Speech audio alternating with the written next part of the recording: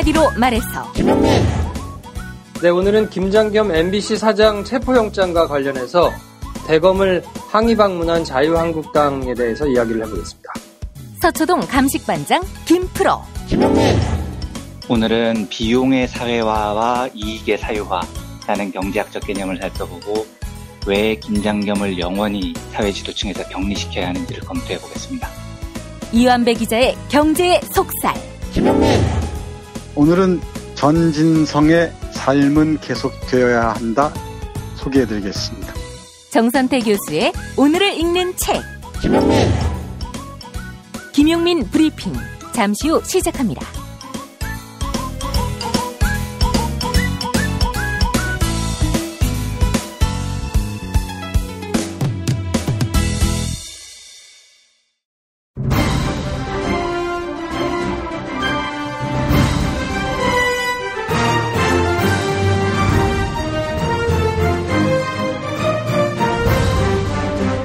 김용민 브리핑.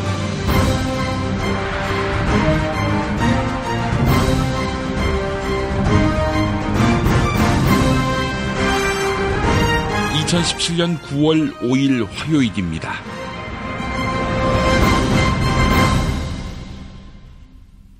여러분, 프리랜서란 말 많이 들어보셨죠? 파리랜서도 아십니까? 파리 목숨인 프리랜서란 뜻입니다. 공영방송 재건을 위해 파업을 시작한 KBS와 MBC 두 방송사의 노동자들, 이들보다 더 열악한 처지에 놓인 이들이 바로 프리랜서, 파리랜서입니다. 그런데 공영방송 파업에 나도 빠질 수 없다며 나선 프리랜서들이 있습니다. KBS 1라디오 진행자 정은아 MC, MBC 라디오 프리랜서 뉴스 진행자 김영기 캐스터, 김경정 캐스터가 그렇습니다. 그리고 많은 작가들. 이들은 진행, 구성 역할을 내려놓는 형태, 즉 생업을 포기하는 형태로 이번 투쟁에 동참했습니다. 이들은 고대영 김장겸 편에 서서 순장조 노릇이나 하는 비겁한 정규직들을 초라하게 만들고 있습니다. 모든 것을 걸고 싸운 그들의 결단과 실천에 박수를 보냅니다. 앞서서 나가니 아직도 주저하고 있는 정규직들은 따라야 할 것입니다. 김보영 아나운서가 전하는 오늘의 주요 뉴스 만나보시죠.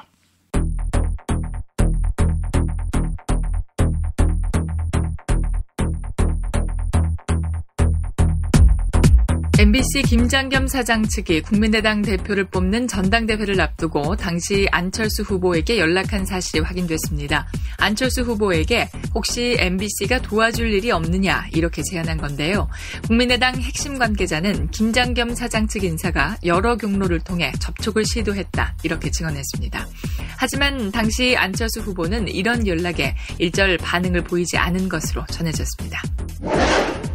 환경부가 경북 성주 주한미군 사드 기지의 소규모 환경영향평가서에 조건부 동의 결론을 내렸습니다. 사드 기지의 전자파 영향이 미미하다 이렇게 밝힌 것인데요. 환경부 안병옥 차관의 브리핑 들어보시죠. 첫째, 사업에 따른 환경 영향은 크지 않은 것으로 판단되나 주기적인 전자파 측정 및 그 결과의 대외 공개 등 주민 수용성과 투명성을 제고하기 위한 노력이 필요하다는 것입니다. 이에 따라 사드 발사대 4기의 추가 배치가 이번 주 안으로 단행될 전망입니다. 지난달 30일 청와대 홈페이지에 여성도 군대를 가야 한다 이런 내용의 청원 게시글이 올라왔는데요. 해당 청원 게시글에 서명한 인원이 10만 명에 육박하는 것으로 나타났습니다.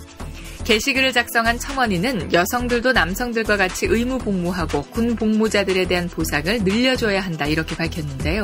청와대는 일정 규모 이상의 청원이 있을 경우에는 정부나 당국자가 답변을 할 수 있도록 하겠다 이렇게 밝힌 바 있습니다. 지난 1일 부산에서 학생 5명이 여중생 1명을 1시간 반가량 폭행한 사건이 발생했습니다. 그런데 이번 사건은 두 번째 사건이다. 이러한 주장이 제기됐습니다. 자신을 피해 학생 어머니의 친구라고 밝힌 한 네티즌은 피해 학생은 2개월 전 5명으로부터 집단 폭행을 당해 전치 2주 진단을 받았습니다. 이렇게 밝힌 것입니다. 피해 학생 측은 2달 전 가해자들을 경찰에 고발했지만 수사는 이루어지지 않았습니다. 이에 따라 가해자들이 자신들을 고발한 것에 보복을 한 게 아니냐, 이러한 지적이 나오고 있습니다.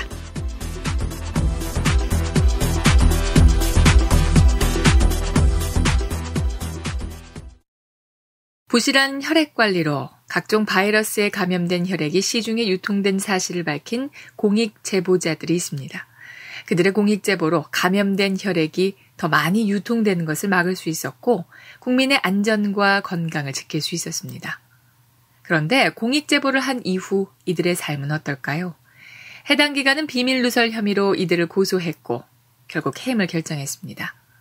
잘못을 바로잡고 공익을 생각한 대가가 개인이 감당하기에는 터무니없이 큰 짐이 되어버렸습니다.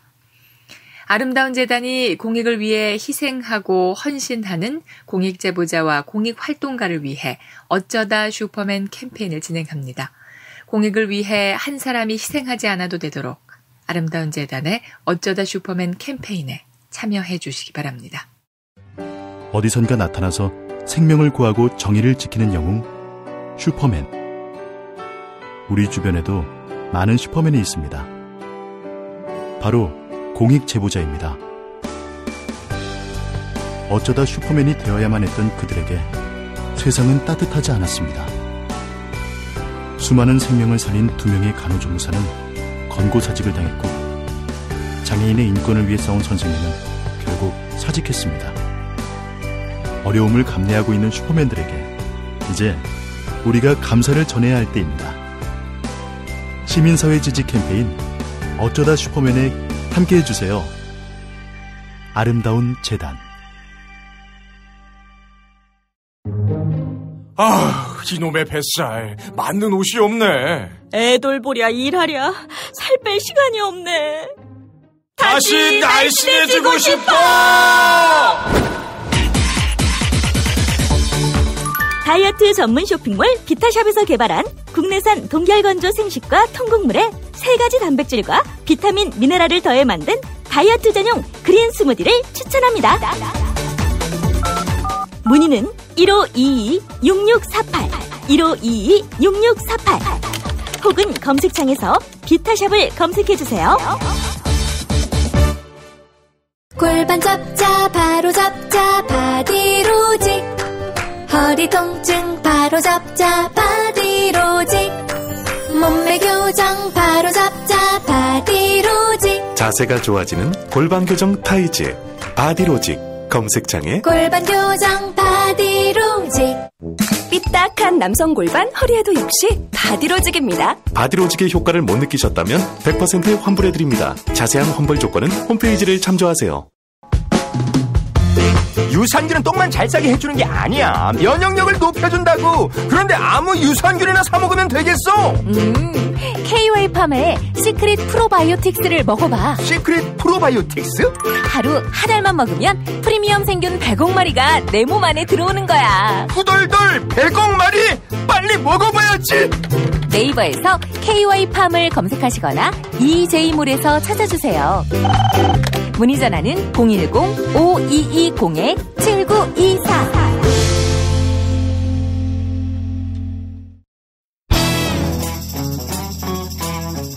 서초동 감식반장 김프로.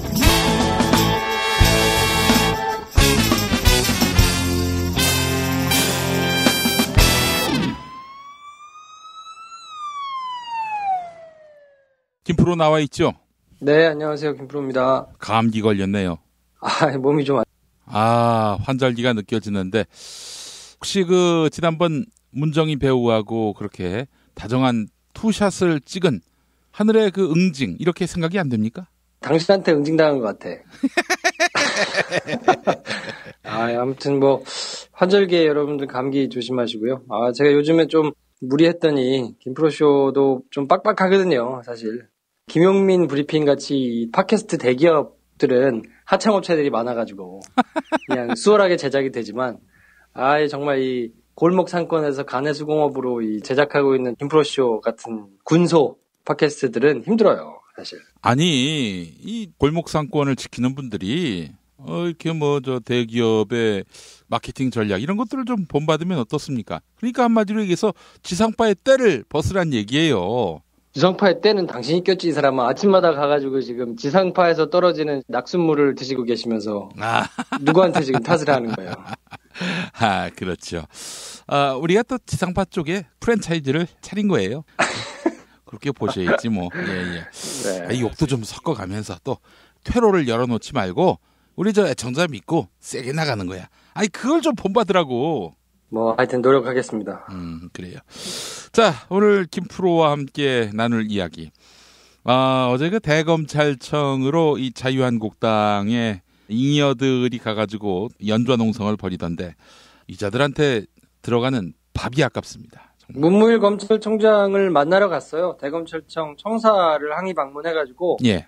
정우택 원내대표를 비롯해서 도끼눈을 뜨고 가서 체포영장 청구의 적정성이 어떠니, 헌법적 가치가 어떠니, 이런 얘기를 하면서 이제 막 항의를 했거든요. 그래서 문무일 검찰총장이 나와가지고 얼르고 달래줬습니다. 그래서 외부에서 지시를 받은 사실이 전혀 없다. 그리고 충분히 이 불법 여부를 따져가지고 검토를 하고 부당한 조치가 나오지 않도록 하겠다라고 이제 얼렀거든요. 지들도 별 문제가 없는 수사인 걸 뻔히 알 텐데. 뻔히 알죠. 그리고 정말 상식적으로 생각을 해보면 외부에서 만약에 검찰에다가 전화를 한다고 치면 박근혜 정부 때는 수시로 그런 일이 있었으니까요. 예. 뭔가 외압을 행사하거나 법무부를 통해서든 아니면 아는 사람을 통해서 민정수석을 통해서든 검찰에 이렇게 영향력을 행사하려고 한다면 크게 보면 두 가지죠. 수사가 제대로 이루어지는 것을 방해하기 위해서 수사 좀 하지 말아라.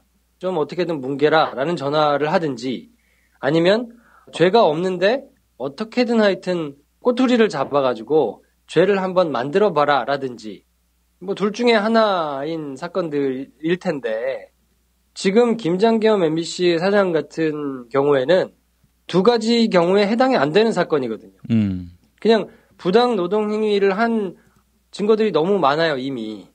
그래서 이거는 그냥 법대로 수사가 진행이 되면 김장겸 사장이 나중에 처벌을 받을 수밖에 없는 그게 뻔히 추정이 되는 이런 상황이거든요. 누가 보더라도 명백하게. 예. 그렇기 때문에 이런 상황에서는 외부에서 전화를 할 일이 없습니다.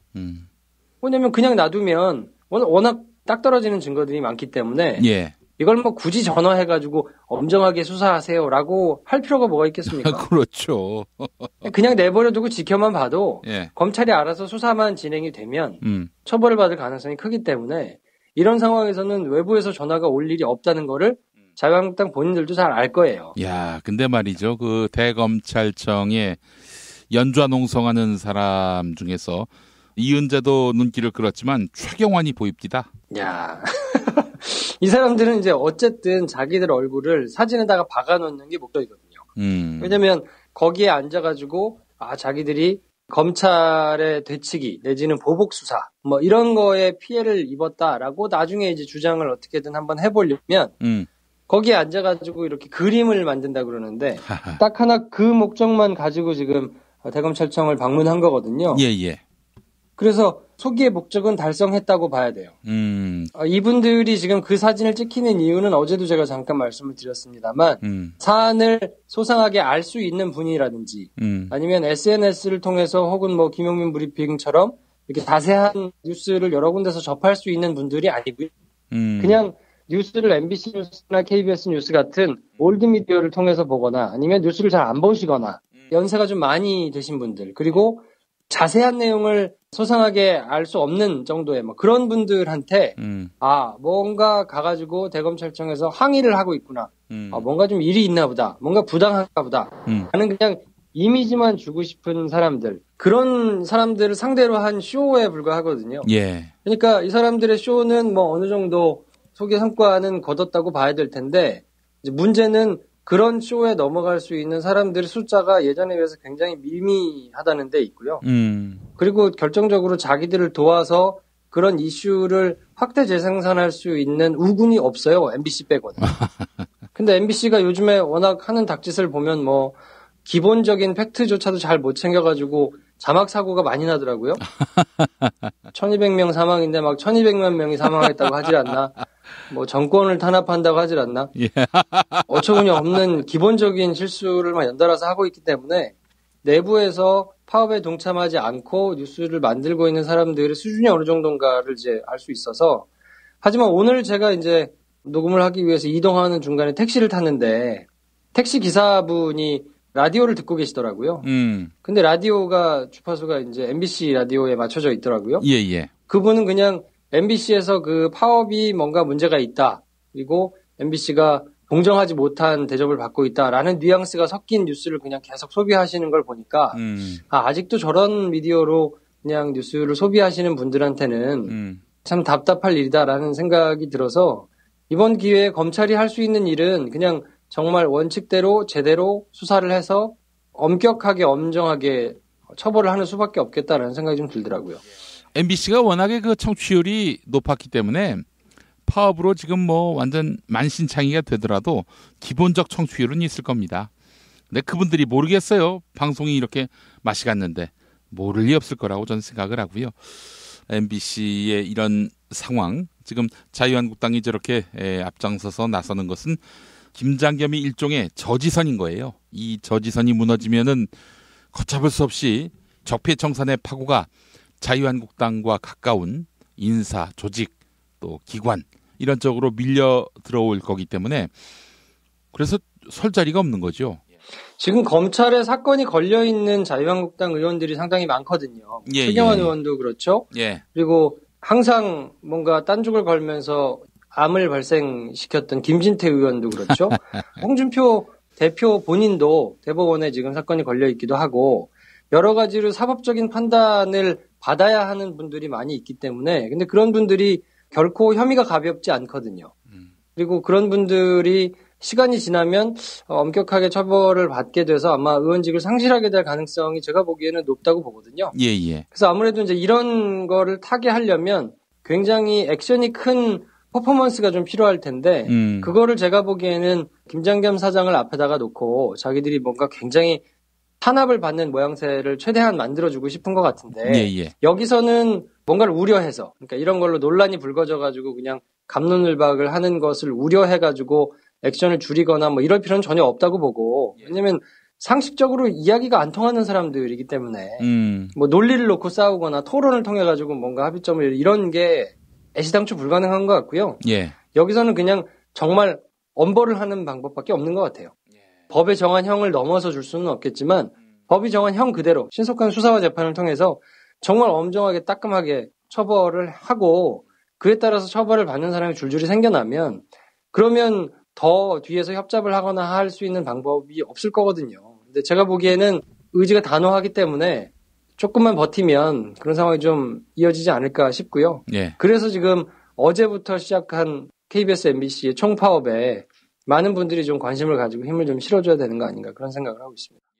만약에 입장을 바꿔서 정연주 KBS 사장이 부당노동 행위로 특별사법경찰로부터 체포영장 신청이 들어가고 법원이 발부를 했을 경우 그 경우 더불어민주당 의원들이 대검찰청에 가서 연좌 농성을 벌인다. 자유한국당은 가만히 있을까요? 아유, 가만히 안 있죠. 이미 가만히 안 있었던 전력이 있어요. 그러니까 정연주 사장 같은 경우에 5번이나 검찰이 소환하라고 이제 소환을 통보했는데 그때 정말 말도 안 되는 혐의를 들이대서 법조계에 있는 사람들이 전부 다 웃었단 말이에요. 아니 어떻게 이걸로 수사를 하냐. 이걸로 어떻게 기소를 할 거냐. 그러니까 검찰 내부에서조차도 스스로 말들이 많았었는데 그런 경우에도 불구하고 그때 홍준표 대표가 뭐라고 했습니까? 뭐 왜 적법한 절차로 하는데 응하지 않냐. 체포영장 당연하다라고 막 주장을 했었거든요. 근데 이거는 뭐 빼도 박도 못하게 부당노동 행위를 한 것들이 뭐 사례가 널리고 널렸는데 지금 같은 상황에 말도 안 되는 팩트를 들이대면서 와서 항의를 하고 하는 것은 본인들의 수준이 얼마나 저열한가. 그리고 지금 대검에서 항의 방문을 할 때입니까? 지금 북한이 핵실험을 해가지고 뭐 나라의 안보가 지금 이렇게 심각하게 지금 있는 이런 상황인데 자기들한테는 그게 제일 중요하다 이거죠. 뭐 나라가 어떻게 되든 북핵 뭐 사건이 어떻게 되든 어떻게든 자기들 편 들어주는 언론에 사장을 지키는 것. 그래서 뭔가 이렇게 좀 합잡을 할 수 있는 터전을 만드는 것이 자기들 보기에는 우선순위에 제일 위에 있다는 거기 때문에 예. 지금 이것만으로도 자유한국당 의원들 머릿속에 우선순위가 어떻게 되는지 상식의 수준이 어떻게 되는지 이런 걸 가늠해 볼 수 있는 거라서 참 답답한 일입니다. 그래요. 제가 뉴스 관장이라는 프로그램 또 하나 참여하고 있지 않습니까? 거기 출연하는 이승원 평론가 이야기가 공무원들이 말이죠. 자유한국당 의원들이 여당 의원일 때 알아서 자료를 갖다 준다고 합니다. 정권을 지킬 또는 야당을 공격할. 근데 요즘 그게 끊어지니까 뭘 질문해야 하는지도 모른다는 거예요. 여당 군연하면서 완전히 무능덩어리, 뭐 그냥 잉여들이 돼버렸어요. 그러니까 영혼 없는 공무원들이 가장 무서운데 그래서 그거 관련해가지고 공무원들이 영혼 없이 그냥 따박따박 위에서 내려오는 지시만 따라서 하는 것을 못하게 하는 법안도 이제 뭐 발의를 해야 된다 이런 얘기가 나오고 있는데 예. 화무시비롱이라고 하는 말이 틀리지 않은 게요. 예전에는 그렇게 영혼이 없이 행동을 하느라고 여당에 그냥 모든 걸 다 도와주고 그쪽에서 뭔가 이렇게 세게 나오면 알아서 기고하던 사람들이 지금은 말 안 듣거든요. 그 사람들이 뭐 지지도가 높은 것도 아니고 뭐 누가 그 사람들 편을 들어가지고 지금 이롭다고 생각하겠습니까? 그러니까 지금 철저하게 다 외면을 하고 있는 상황이어서 자유한국당은 지금 모르긴 몰라도 속으로 굉장히 답답할 거예요. 네. 아마 연락책들도 거의 다 끊어졌을 거고 옛날에 검찰에서 암묵적으로 이심전심 통하던 사람들도 지금은 전부 다 표면했을 거거든요. 예. 그렇기 때문에 아마 굉장히 답답할 거고 검찰도 그걸 모르지 않기 때문에 굉장히 원칙대로 빨리 강하게 수사할 겁니다. 지금은 더더욱이나 외부에서 뭐 전화를 안 해도 되는 그런 상황이기 때문에 예. 알아서 수사할 거거든요. 그래서 제가 보기에는 김장겸 MBC 사장 사건의 경우에는 그러니까 고대영 사장 같은 경우에는 조금 상황이 다를 수 있는데요. 왜냐하면 거기는 드러난 범죄 사실이 많지 않기 때문에 딱히 방법이 없을 수 있는데 이 사회에서 뭔가 이렇게 크게 움직이지 않는 이상은 방법이 없을 수 있거든요. 근데 김장겸 사장 같은 경우에는 일단 뭐 수사가 진행돼가지고 차근차근 가서 처벌까지 걸리는 게 이제 시간이 문제인 상황이라 MBC의 경우는 제가 보기에는 그렇게 많이 어렵지는 않을 것 같아요. 그래서 아무튼 그게 답답하니까 와가지고 어떻게든 모양새를 만들어서 저지를 해보자고 지금 나온 것 같은데 뭐 얼마나 지금 속이 탈까 뭐 그렇게 보시면 될 것 같고 즐거운 마음으로 MBC 상황은 좀 관전을 하셔도 되지 않나 싶습니다. 알겠습니다. 김장겸 씨가 구속될 가능성이 있나요? 그러니까 올해 같은 경우에 뭐 한 800건 정도 체포영장이 발부가 되고 구속영장이 26건 발부가 됐었거든요. 예. 그러니까 비슷한 사안으로 구속영장의 발부 건이 그렇게 높지는 않아요. 그리고 이걸 이제 구속까지 했을 경우에 어떻게 될 것인가. 근데 이제 그거는 종합적으로 판단을 해야 되기 때문에 제가 보기에는 이제 놓고 고민을 하겠죠. 그리고 이제 이후에 어떤 태도를 보내는가, 그리고 검찰 수사에 어떤 식으로 협조하는가가 아마 결정적으로 이제 영향을 미칠 거거든요. 근데 본인이 공인이기 때문에 수사에 적극적으로 협조하고 한다면 아무래도 불구속 기소 정도로 이제 해줄 가능성이 있기는 한데 그래서 그저께만 하더라도 뭐 연락이 두절됐느니 잠적했느니 뭐 이렇게 했다가 바로 본인이 이제 출석하고만 했거든요. 예. 그런 거를 아마 염두에 두고 하는 행동일 거예요. 그래서 지금부터는 아마 검찰 수사에 최대한 협조하려고 할 겁니다. 구속은 피해야 되니까요. 그래요. 이거를 뭐 감해준다든지 없던 걸로 해준다든지 이건 어려울 것 같고 끝까지 버틴다면은 MBC 파업 노동자들의 고생이 좀 크긴 하겠지만 지난 9년 동안의 이런 여러 가지 국민들에게 만극했던 일들 이걸 또 청산하는 의미에서는 또 나름 의미가 있는 그런 희생일 수 있기 때문에 조합원들이 큰맘 먹고 그래도 올 가을 안에는 어떻게든 새로운 MBC를 만들 수 있도록 뜻을 모았으면 좋겠습니다. 근데 11월을 넘길까요? 방송통신위원회가 MBC 제어가 문제를 11월 말까지는 결정을 지을 텐데 말이죠. 그래서 사실 여론이 매우 중요한 것 같아요. 여론의 흐름이 어떻게 가는지 생각보다 국민들의 반응이 별로 없고 나와서 대대적으로 파업을 하는데도 불구하고 여론이 그렇게 크게 힘을 실어주지 않는다고 하면 자유한국당 쪽에서는 이제 처벌을 피할 수는 없을 거고요. 검찰에서 수사해가지고 재판 넘겨지면 거기서 처벌받는 거는 어쩔 수 없을 거란 말이에요. 그러니까 그 본인들도 그거는 알고 있을 거예요. 그러면 여론의 반응이 없다 그러면 최대한 시간을 끌어서 지지부진하게 오래 가보자라는 게 그 사람들의 전략일 수밖에 없는데 그렇게 오래 안 갈 수 있는 방법은 많은 사람들이 관심을 가지고 참여해서 본인들이 거기서 견딜 수 없도록 만드는 것밖에 방법이 없거든요. 정말 미친 척하고 그 자리에서 그냥 임기가 보장된 거니까 결론이 날 때까지는 적어도 그럼 1심 판결이 날 때까지만이라도 나는 무조건 버티겠어 하면 사실 방법이 없기는 하거든요. 그러니까 지금부터는 여론의 형배가 어떻게 될 것이냐, 그리고 김장겸 차장의 또 다른 종류의 뭐 비리라든지 뭐 이런 게 이제 터져 나오거나 다른 변수가 추가되면 상황이 좀 달라질 거기 때문에 지금 이제 막 파업을 시작한 상황이어서 관심을 적극적으로 가지고 막 동참을 해줄 필요가 있어 보입니다. 공범자들을 많이 보는 것도 하나의 투쟁에 동참하는 방법이 되겠고요. 네. 이렇게 또 공범자들을 열심히 홍보하는 김프로쇼를 많이 들을 필요가 있을까요? 뭐 많이 들어주시면 안 듣는 것보다는 낫지 않겠습니까? MBC 라디오를 듣느니 김프로쇼를 듣는 것이 낫다. 김프로쇼를 듣느니 김용민 브리핑을 듣는 게 더 낫다. 아이, 왜 그래. 거기는 지금 대기업이잖아. 우리 저 상조 형님한테 고발할 거야. 알겠습니다. 철퇴를 가하겠어요. 예. 그래요. 우리 김프로가 문정희 배우하고 투샷만 안 찍었어도 제가 이렇게까지 나오진 않는데 상처가 너무 깊었습니다. 예. 자, 김프로 수고하셨습니다. 네, 내일 뵙겠습니다.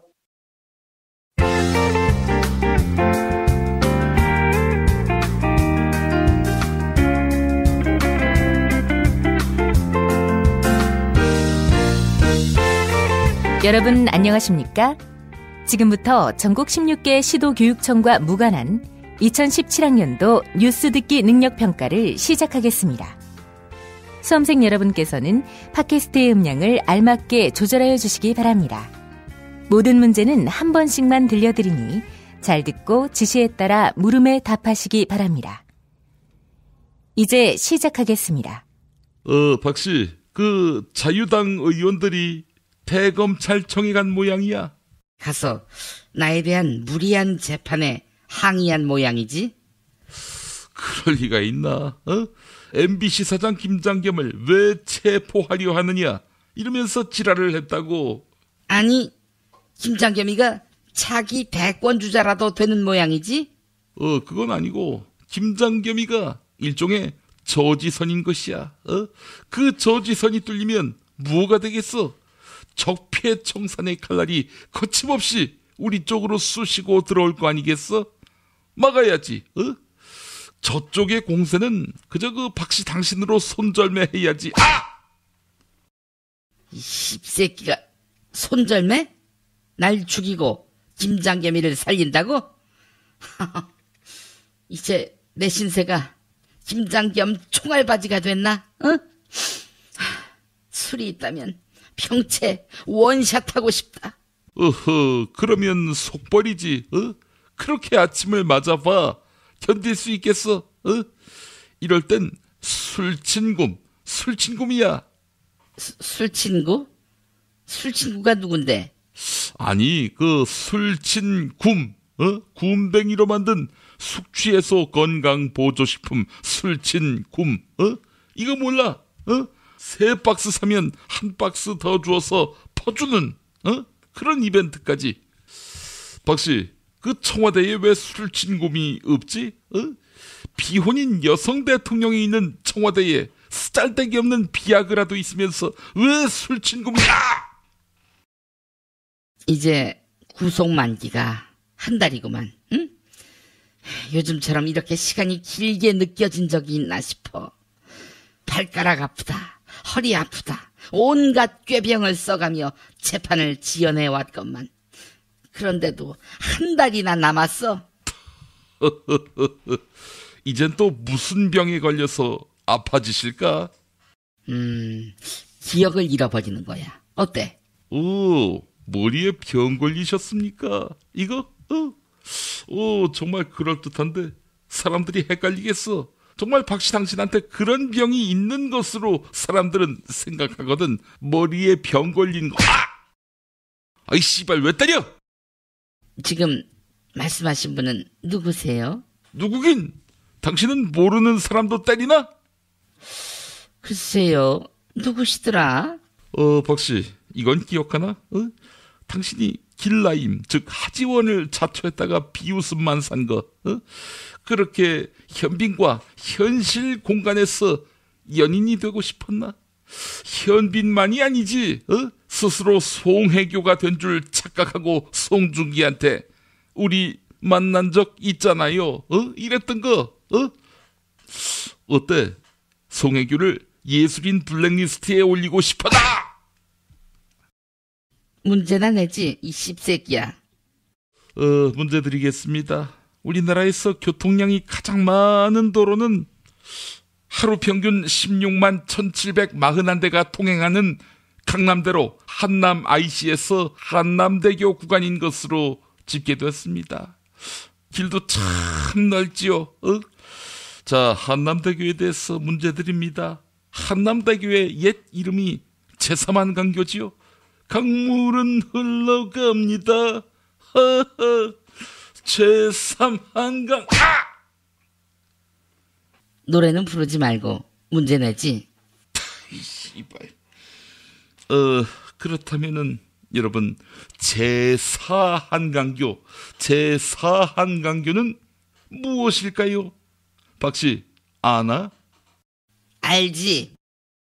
1번 동호대교, 2번 반포대교, 3번 마포대교, 4번 행주대교, 5번 송해대교.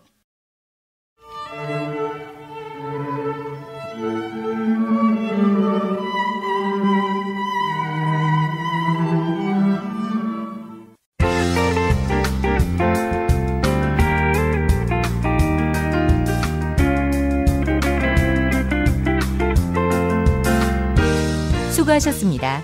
이상으로 전국 16개 시도교육청과 무관한 2017학년도 뉴스 듣기 능력평가를 모두 마치겠습니다. 수험생 여러분은 이메일 주소와 정답, 사연을 적어 팟빵 게시판에 올려주시기 바랍니다.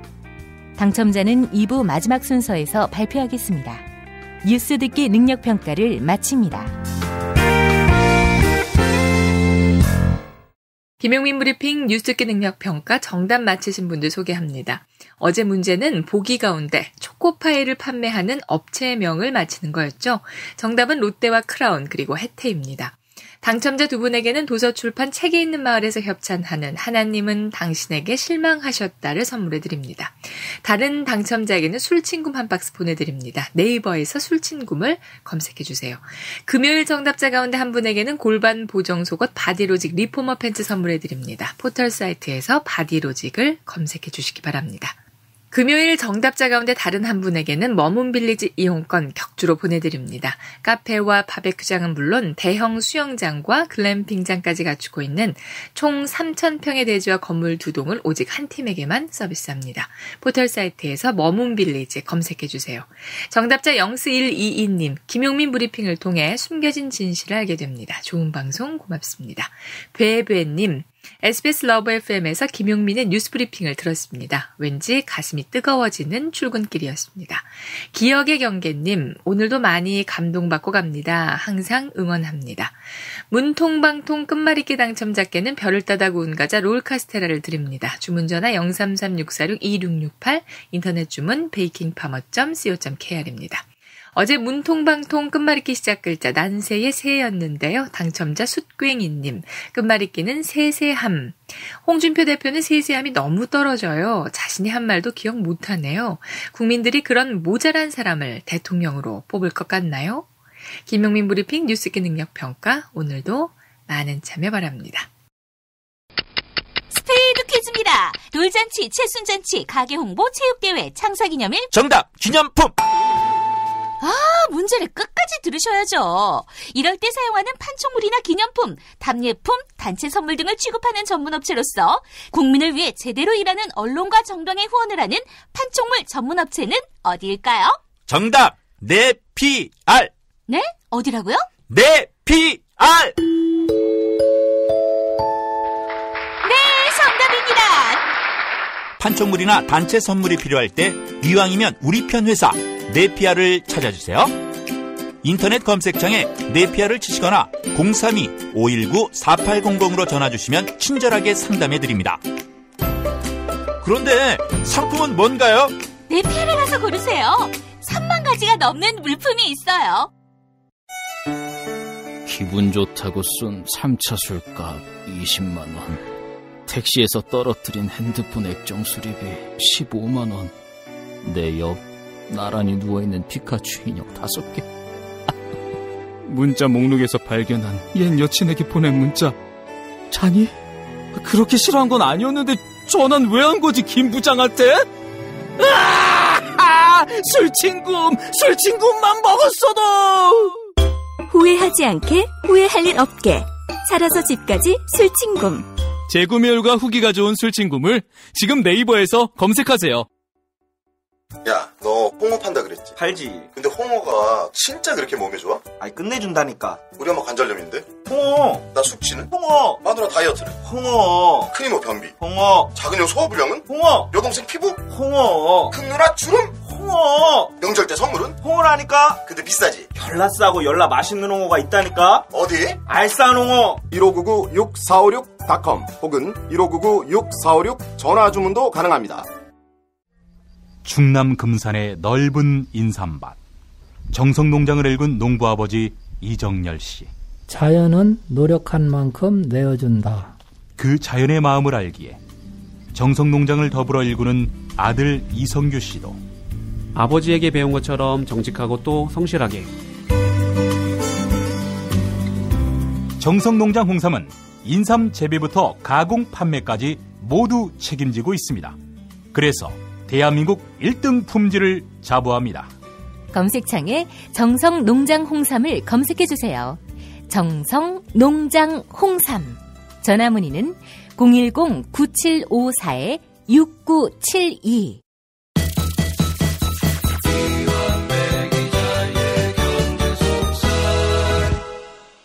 민중의 소리 이완배 기자 만나겠습니다. 이완배 기자님. 네, 안녕하십니까. 네, 우리 이완배 기자님은 동아일보 계실 때 파업하신 적이 있으십니까? 아니요, 없었습니다. 저희가 지금 청와대 가 계시는 그 윤영찬 국민소통수석께서 노조위원장을 하셨었어요. 그리고 제가 그 기회에 이제 대의원이었는데 파업은 고사하고 뭐라도 한번 해보자. 이제 윤영찬 위원장하고 몇 명 대의원들이 모여서 그래서 임금을 가지고 할 수 있는 최대의 투쟁을 이끌어낸 게 엘리베이터 앞에서 피켓팅을 하는 거였습니다. 그래서 이제 그 위원장하고 저희 몇 명 대의원들이 피켓팅을 하고 이랬었었는데 밤에 동아프린테크라고 계열사가 있어요.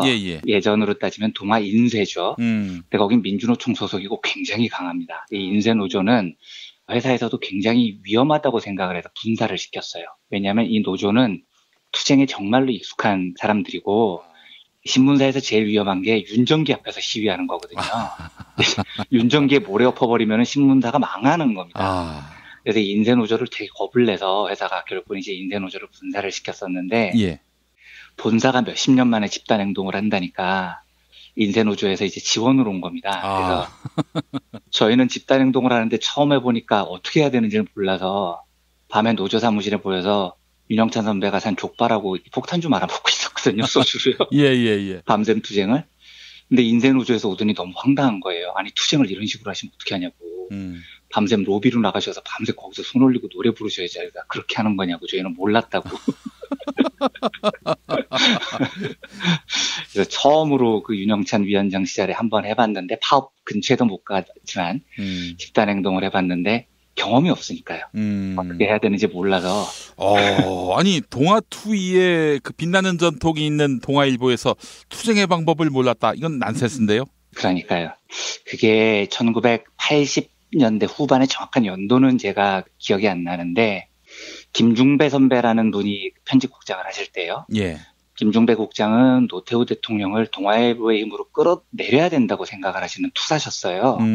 그래서 동아일보를 엄청난 투쟁의 신문으로 만들었는데 결국은 김병관 회장 눈 밖에 나서 쫓겨나죠. 이 편집국장이요. 근데 김중배 국장께서 쫓겨나실 때 동아일보 기자들이 전부 다 광화문 사옥에 모여가지고 집단 행동을 합니다. 굉장히 거칠게 싸웠었어요. 그 일 이후에 김중배 선배가 나가시고 십몇 년 동안 동아일보에는 그런 투쟁의 역사가 사라져버렸던 겁니다. 예, 그러다 보니 동아투이로부터 80년대까지 군사 독재 정권 시절에 이어져 왔었던 동아일보 기자들의 투쟁의 정신이 사라져버렸죠. 한 20년 가까이요. 예. 그러면서 이제 뭐 집단 행동도 어떻게 해야 되는지 모를 정도로 참 비참한 지경까지 저물었었는데 듣기랬던 기억이 납니다. 예, 하여간 그런 역사를 보다가 요즘 또 공영방송 노동자들의 투쟁을 보면서 이제 좀 짚히는 게 있어요. 너무 짓밟히고 너무 탄압을 받으면은 노동운동의 동력이 실종될 수밖에 없다. 그렇기 때문에 사실은 이런 투쟁의 강도도 중요하지만 지속성도 중요하다. 그런 생각을 해봤습니다. 네, 그러니까 이번 파업은 대단한 겁니다. 제가 방송에서도 말씀을 드렸지만 특히 지식인 사회는 굉장히 약하거든요. 이런 게요. 예. 9년 동안 짓밟히고 나면 회사는 뭐 배현진, 뭐 신동호 이런 사람들 체제로 완전히 재편이 돼야 돼요. 그런데 9년이 지나고 다시 동력을 갖고 있다는 건 이 두 회사 노동자들에게 정말 굉장히 존경의 마음을 보냅니다. 예. 그래서 오늘부터 뭐 매일은 아닐 텐데요. 두 회사 노동자들이 파업에 돌입을 했으니까 기회가 되는 대로 연대의 마음으로 총파업에 관한 이야기를 좀 여러 관점에서 소개를 해드릴까 합니다. 사실은 그 노동자들의 파업이라는 건 그것으로 존중받아야 될 이유가 대부분 있습니다. 물론 전부 다 그런 건 아닌데 제 의견입니다만 거의 예외 없이 노동자들의 파업에는 이유가 있고요. 그 투쟁에는 다 의미가 있습니다. 그런데 제가 좀 유난히 이번에 MBC, KBS 두 노동자들의 파업에 조금 더 이렇게 여러 차례 방송에서 말씀을 드리는 이유는 이 문제가 단지 한 사업장에서 벌어지는 노사투쟁이 아니고요. 공영방송, 이게 국민의 전파죠. 그러니까 국민 공공재산에 관한 파업이기 때문입니다. 그래서 오늘은 비용의 사회화와 이익의 사유화라는 경제학적 개념을 살펴보고요. 예. 왜 김장겸, 고대영, 뭐 특히 김장겸 같은 사람을 물러나게 하는 것에서 그치지 않고요. 이런 종류의 사람들을 영원히 이 사회 지도층에서 격리시켜야 하는지를 이제 검토해 보려고 합니다. 예. 비용의 사회화와 이익의 사유화라는 개념은 2008년 글로벌 금융위기 때 크게 부각이 됐던 개념입니다. 말뜻이 이래요. 비용의 사회화. 그러니까 이 말은 어떤 자본이 사업을 하는데 드는 비용이 있을 거죠. 그런데 그 비용은 당연히 사업을 하는 자본 쪽에서 물어야 됩니다. 그런데 많은 자본들이 어떤 짓을 하냐면 자기들이 물어야 되는 비용, 돈을 자기가 안 내고 사회에 전가를 해버리는 거예요. 교묘한 방법으로 국민들에게 전가를 한다거나 지역사회에 물리는 거죠. 이걸 이제 비용의 사회화라고 합니다.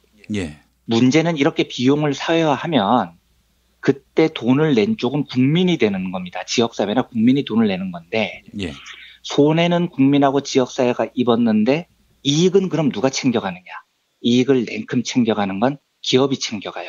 이걸 이익의 사유화라고 합니다. 예. 그래서 원래 경제학에서는 이 불일치를 굉장히 싫어합니다. 그러니까 어떤 사람이 사업을 통해서 이익을 봤으면 그 사업 성공을 위해서 비용도 그 사람이 물어야 된다는 게 경제학의 아주 기본적인 이론이에요.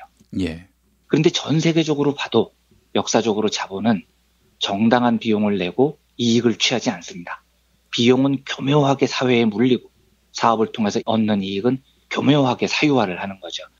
이게 왜 2008년 글로벌 금융위기 때 부각이 됐냐면 글로벌 금융위기라는 게 월가놈들이 돈 벌겠다고 부동산 대출을 개념 없이 확장을 하다가 사태가 터진 건데요. 예. 이때 미국 정부가 이 금융기관을 살리기 위해서 공적 자금을 얼마나 투입을 하냐면 무려 7조 달러를 투입을 합니다. 이제 7조 달러 하면 감이 잘 안 오시죠. 이게 얼마냐면 우리 돈으로 하면 약 1경원입니다. 1경원. 네. 그러니까 경단이 진짜 오랜만에 들어보잖아요. 그러니까 사이즈가 엄청난 구제금융이 실시된 겁니다. 우리나라 내년 예산이 초슈퍼 예산이라고 불리는데 430조 원이에요. 그런데 미국은 금융기업들 구제한다고 국민들 세금을 한국 초슈퍼 예산의 20배가 넘는 돈을 투입을 한 겁니다. 그런데 이 구제금융 결정이 너무 전격적으로 진행이 됐어요. 부시 마지막 시기였거든요. 2008년 11월이었으니까요. 국회의원들을 야밤에 소집을 해서 정부가 호소를 하는 겁니다. 이거 지금 통과 안 시키면 미국이 망한다. 이렇게 협박을 하니까 민주당 의원들도 얼떨결에 투표를 했는데 나중에 여론의 직격탄을 맞으면서 민주당 의원들이 막 변명을 어떻게 하냐면 아니 야밤에 불러가지고 막 협박을 하는데 미국이 망한다고 하는데 진짜 국민에게 미안하지만 내가 너무 경황이 없는 상태에서 찬성 투표를 눌렀다 뭐 이렇게 얘기를 해요. 예. 이렇게 몰아붙여서 1경원을 쏟아붓고 월가가 다시 살아납니다. 이 비용은 전부 국민들이 된 거죠. 비용의 사회화입니다. 그런데 월가가 살아나요. 그래서 2010년쯤에 월가가 살아나니까 성과급을 수천만 달러씩 경영자들이 챙겨가는 겁니다. 그래서 이익을 사유화를 해버린 거죠. 이래갖고 이제 민중들이 열받아서 2011년에 그 유명한 아큐파이 운동, 월가를 점령하라 운동을 펼쳤고 이때 경제학자들이 바로 비용의 사유화와 이익의 사유화가 월가의 가장 큰 문제다라는 이야기를 본격적으로 제기를 하기 시작했습니다. 예. 예를 들어서 이제 국민세급으로 기업이 살아났으면 월가가요, 그 보답으로 국민들을 편안하게 하면은 모르겠어요. 보상을요. 그런데 이후에도 월가는 돈을 벌기 위해서 재정 건전성을 높인다는 이유로 빚을 내서 집을 산 국민들이 빚을 못 갚으면 그냥 집에서 쫓아내고 별 분탕질을 다 칩니다. 그래서 돈을 엄청나게 벌죠. 그리고 성과급을 챙겨 나간 겁니다. 이때 그 비용의 사유와 이익의 사유와 문제가 굉장히 심각해서 그렇지 사실은 역사적으로 보면 자본은 이 일을 항상 해왔어요. 이게 한두 곳에서 벌어진 일이 아닙니다. 아주 간단하게 예를 들면요. 기업들이 수백 년 동안 오폐수, 공해물질 이런 거 엄청나게 방출해왔죠. 그런데 그 오염물질을 방출을 해서 피해를 보는 건 국민인 겁니다. 그러면 공해물질을 처리해야 되는 비용은 원래 기업이 내야 돼요. 그런데 그 기업은 비용을 안 내고 그냥 내뿜어내는 겁니다. 그러면 그 비용을 내야 되는 것은 국민들이죠. 이게 비용을 사회화하는 겁니다. 그리고 오염물질을 배출을 해서 물건을 만들어서 판 돈은 기업이 냉큼 챙깁니다. 이런 것도 전형적인 비용의 사회화와 이익의 사유화에 해당이 됩니다. 예. 우리나라의 예를 들면 기업 살리자 이런 개소리 하면서 기업 전기요금 깎아줘야 된다 뭐 이렇게 주장을 하는 보수 언론 얘기들을 들어보면 뚜껑이 확 열리는 게 이런 대목입니다. 자, 기업의 전기를 싸게 공급하기 위해서는 원전을 계속 확대를 해야 됩니다. 그러면 그 비용은 누가 다 되는 겁니까? 제가 원전 건설 비용을 이야기하는 게 아니에요. 원전으로 겪는 사회적 갈등이 있죠. 그리고 그 위험에 고통받는 국민들이 있죠. 이걸 누가 감당을 하냐고요. 이건 전부 국민과 지역 주민의 몫입니다. 그래서 예를 들어서 원전으로 싼 전기를 공급받아서 가장 큰 이익을 챙기는 기업이 어디라고 보냐면 삼성이라고 봅니다. 왜냐하면 제일 큰 기업이고 평택수원에 엄청난 반도체 공장이 있으니까요. 그런데 이익은 삼성이 챙기고 원전 때문에요. 원전으로 인한 비용을 국민들이 다 무는 상황이면 만약에 원전이 터졌다고 가정을 해보겠습니다. 누가 피해를 제일 많이 볼까요? 경상북도 주민들이 독박 쓰는 겁니다. 그런데 이익은 평택에 있는 수원에 있는 삼성이 다 챙겨요. 이게 일치하지가 않는 겁니다. 싼 전기 공급을 위한 비용은 온 사회와 국민, 지역 주민이 다 지불을 하는데 이익은 수원에 있는 삼성전자가 다 챙겨간다는 거죠. 이 불일치가 경제 정의에 비춰볼 때 부당하다는 겁니다. 자, 그럼 이 이야기를 조금 각도를 좁혀서 한번 이야기를 해보겠습니다. 예를 들어서 어떤 정치인이 있어요. 근데 이 정치인이 자유당에서 국회의원을 하고 싶어 합니다. 그래서 이 사람이 고민을 막 해요. 어떻게 하면 자유당에서 공천을 받을까? 그래서 이 자유당 국회의원 지망자에게 개인적으로 얻을 수 있는 제일 큰 이익은 자유당 간판으로 당선 유력한 곳에서 공천을 받는 겁니다. 이게 이 사람의 이익이에요. 그러면 이 사람은 이 이익을 위해서 비용을 지불해야 됩니다. 어떤 비용을 지불해야 되냐면 예를 들면 지역구 사업을 열심히 해서 지역에서 명망을 얻는 거죠. 이 비용은 그 후보자가 내는 겁니다. 왜냐하면 명망을 얻기 위해서 자기 시간 들이고 돈 들이고 노력을 해야 되니까요. 그러니까 요거를 경제학적으로 보면 이 자유당 정치 지망생이 지역구에서 열심히 활동을 해서 공천을 받았다면 자유당이 그지 같은 조직이어서 그렇지 그 과정은 별 문제가 안 되는 거예요. 왜냐하면 지가 열심히 노력해서 지가 공천을 받는 거니까 이익도 자기가 받지만 비용도 자기가 내는 거죠. 그러니까 경제학적으로는 문제가 없는 겁니다. 지금은 돌아가셨는데 김진재라는 국회의원이 있었어요. 기업인 출신이고 부산 금정에선가 5선을 하신 걸로 제가 기억을 합니다. 그 아들이 김세연 의원 아닙니까? 그렇죠. 그러니까 이분을 5선이라고 볼 수가 없는 게 김진재 의원은 2014년에 16대를 끝으로 물러났는데 2008년에 그 아들인 김세연 의원이 35세의 나이로 무소속으로 당선이 돼서 3선을 지금까지 하고 있어요. 그러니까 지금 이 부자는 금정에서 무려 8선을 한 겁니다. 김세연 의원이 지금 바른정당 소속으로 알고 있는데요. 예. 그런데 이 김진재 씨가 국회의원을 할 때 별명이 돈진재였습니다. 그러니까 엄청 모자래요, 이 사람이요. 네. 그리고 그 아들 김세현 의원도 지금 국회의원 재산 공개를 하면 부동의 1, 2위를 다툽니다. 엄청나게 돈이 많아요, 이 집안이요. 그런데 이 돈진재 씨가 금정에서 출마를 하면 항상 됐던 게 지역에서 뿌린 돈이 엄청났다는 거예요. 그래서 제가 대학 다닐 때 들은 소문은 금정에 있는 도로 중에 김진재가 안 간 도로가 없다, 뭐 이런 이야기가 있었어요. 그래요. 그리고 얼마 전 기사를 보니까 그 아들 김세현 의원도 뭐 정치력이 대단히 뛰어나서 삼선을 한 게 아니고 아버지 후광에 이제 뭐 돈빨에 이런 게 영향을 미친 건데 2008년에 김세현 후보가 한나라당 공천을 못 받았어요. 그래서 무소속으로 나섰는데 당시 한나라당 현역 의원이 박승환 씨라고 나중에 환경공단 이사장을 하는 이명박 최측근이었거든요. 예. 근데 2008년이면은 부산에서는 MB 기대가 등등했던 시절이잖아요. 그런데 한나라당 후보를 맞아서 이 무소속 35세 정치인이 MB 측근을 꺾어요. 그런데 이때 기사를 제가 살펴보니까 김세현 씨가 유세를 하면서 어떻게 하냐면 계속 했던 말이 김진재의 아들 김세현입니다. 이 이야기만 하고 다녔다는 거예요. 명함에도 김진재의 아들 김세현 이렇게 박았대요. 그러니까 아니 정치인이 자기소개를 해야 되는데 지 아빠 소개를 하고 자빠졌던 거죠. 그런데 당시 기사를 보면 그 부산 금종 여론이 김진재 아들한테 굉장히 우호적이었습니다. 기사에 이렇게 나와요. 분식점을 하는 49세 구모 씨는 금정에서 김진재 모르면 간첩입니다. 라며 장학금 받아 공부한 아이들만 얼만데에 라고 말했다. 뭐 이런 기사가 나와요. 그러니까 저는 물론 이게 한심해요. 돈 많은 아빠가 오선을 한 것도 웃기고요. 그 애비의 후광으로 지역에서 세습 국회의원을 아들이 3선을 한 행태도 한심을 하죠.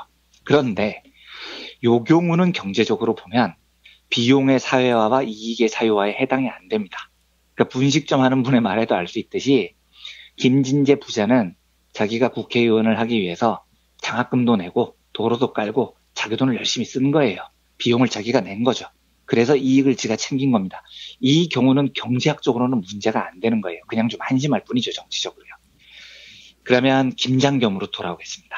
지금 MBC 노동자들이 김장겸을 물러나라고 외칩니다. 김장겸이 사라졌다가 방송 기준으로 오늘 오전에 뭐 출석을 한다고 예고를 했다고 하죠. 예. 그런데 서울신문 보도를 보니까 김장겸이 자유한국당 관계자를 만나서 그러고 다닌대요. 내가 무너지면 자유한국당도 무너진다. 내가 보수의 마지막 보루다. 그러니까 나를 지켜야 한다. 이런 보도가 나왔습니다. 네, 이럴 줄 알았습니다. 네. 근데 이제 이 말이 무슨 뜻이겠습니까? 그리고 그 말을 왜 자유한국당에 하고 다니겠어요? 이건 우리가 다 짐작하듯이 김장겸은 보수파들이 보기에 장렬히 전사하는 모습을 연출한 이후에 그걸 빌미로 자유한국당 당선이 유력한 창원 뭐 이런 데 얘기하는 것 같은데 거기서 출마를 저울질한다는 거겠죠. 뻔한 스토리입니다. 예. 그런데 저는 김장겸 같은 인간이 자유당에서 출마할 수 있다고 봅니다. 출마 못할 이유가 없죠. 홍준표 같은 또라이가 대통령 후보도 하는 당인데 뭐 김장겸이라고 안 될 게 뭐가 있겠습니까? 근데 문제는 김장겸이 출마를 해서 국회의원이 되면 김장겸은 엄청난 사적 이익을 얻습니다.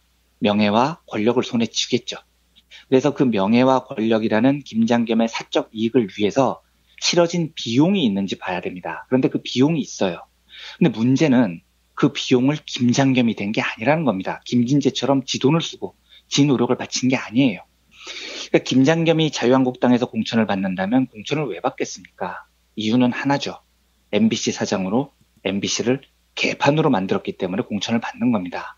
그러니까 김장겸은 MBC를 개판으로 만들어서 보수의 상징이 됐고 그 덕에 국회의원이 됐다면 그 보수의 상징이 되도록 한 과정에서 벌어진 일들, 즉 공중파가 망가지고 국민들이 제대로 된 정보를 얻지 못했던 그 비용을 사실은 지금까지 국민이 다 대주는 겁니다. 그러니까 MBC가 9년 동안 개판이어서 피해를 입은 건 국민이고 전부 국민이 비용을 댔는데 비용은 사회화됐죠. 그런데 국회의원이라는 사적 이익은 김장겸이 취하게 되는 겁니다. 이게 바로 극단적인 비용의 사회화, 이익의 사유화 현상인 거죠. 그래서 저는 김장겸이 물러나는 것에 그쳐서는 안 된다고 확신해요. 예. 그러니까 김장겸이 자유당의 영웅이 돼서 국회의원 어떻게 되면요. 상상을 해보십시오. 앞으로 여야를 막론하고요. 공중파, 국민의 재산을 자기의 정치적 출세를 위해서 사용하려는 자들이 얼마나 많아지겠습니까? 예. 그런데 그럴수록 그 비용은 국민이 다 물어야 됩니다. 고대용도 마찬가지예요. 그래서 저는 이런 사람들이 KBS, MBC에서 물러나게 하는 것뿐만 아니고요. 그동안 공중파라는 국민 공공의 재산을 이용해서 국민에게 고통을 준 그 사회적 비용의 책임까지 물려야 된다고 생각을 합니다. 비용의 사유화와 이익의 사유화의 문제를 막을 수 있는 경제학적인 유일한 해법은 사유화된 비용을 개인에게 물리는 것밖에 없어요. 공장에서 옵해서 쏟아부어서 이익을 취했다면 엄청난 벌금을 때려서 이익을 환수해야 됩니다. 그리고 대기업이 전기를 잔뜩 써가지고 그 이익을 얻고 원전으로 인한 피해를 국민들에게 돌렸다면 역시 대기업들에게 전기 비용을 막대하게 물리고 원전 해체 비용도 역시 동참하도록 해야 됩니다. 그래서 더 이상 공공의 이익을 해치면서 자기 이익을 챙기는 비용의 사유와 이익의 사유화 현상을 더 이상 진행되지 않게 막아야 되는 거죠. 이걸 그대로 김장겸에게 적용을 하면 물러나게 하는 건 당연합니다. 절대로 이들이 앞으로 사회 지도층 근처에서 성공하게 하면 안 됩니다. 비용을 사회화한 대가로 개인적 이익을 취하는 것을 막아야 된다는 얘기죠. 그래서 저는 나중에 김장겸이 어디 출마하면 김장겸 낙선운동하는데 기꺼이 제 많은 시간을 바칠 용의가 있어요. 공중파를 이용해서 국민에게 심각한 비용을 전가한 이들에게 단죄를 해야 됩니다. 그래야 앞으로 공중파를 이용해서 그 비용을 국민에게 돌려놓고 자기 이익을 챙기려는 자들을 막을 수 있는 겁니다. 아무튼 MBC, KBS 두 회사 노동자들의 투쟁을 열렬히 지지하고 연대합니다. 뜨거운 투쟁을 통해서 국민에게 심각한 비용을 전가한 이 두 사람을 몰아내는 일까지는 두 회사 노동자들께서 해주셔야 됩니다. 그러면 우리 시민사회는 이들을 몰아내는 일에 연대하고요. 하지만 연대하는 것에 그치지 않고 이들이 그 간판으로 자유당에서 영웅행세를 하면서 어디서 새로운 권력을 잡는 일을 막아야 되는 책무가 시민사회에 있습니다. 그 일들을 잘 이끌어냈으면 좋겠습니다. 그 출발은 파업에 돌입한 두 회사 노동자들이 훌륭하게 싸워주는 데 있고요. 그래서 그 두 회사 노동자들의 파업에 뜨거운 연대와 응원의 말씀을 전하고 싶습니다. 알겠습니다. 저도 이완배 기자님의 생각과 100% 일치하고요. 김장겸이 참 여러 가지 내재한 것들이 많네요. 나쁜 시대의 모든 아이콘들을 다 쥐고 있는 것 같아요. 정말요. 진짜 그렇습니다. 그렇기 때문에 반드시 MBC 노동자들이 승리해야 될 줄 믿는 것입니다. 네, 이완배 기자님 수고하셨습니다. 네, 감사합니다.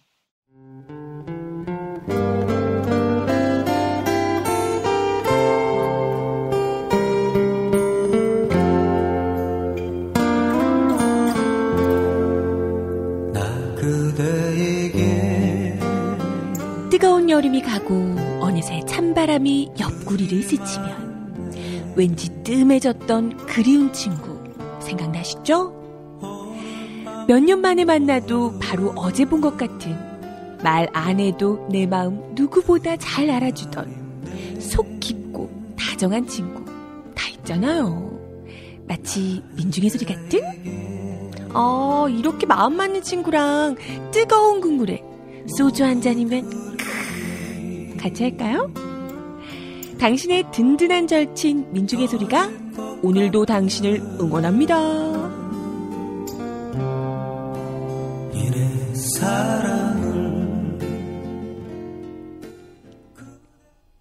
민중의 소리 후원 전화 1661-0451 1661-0451 민중의 소리.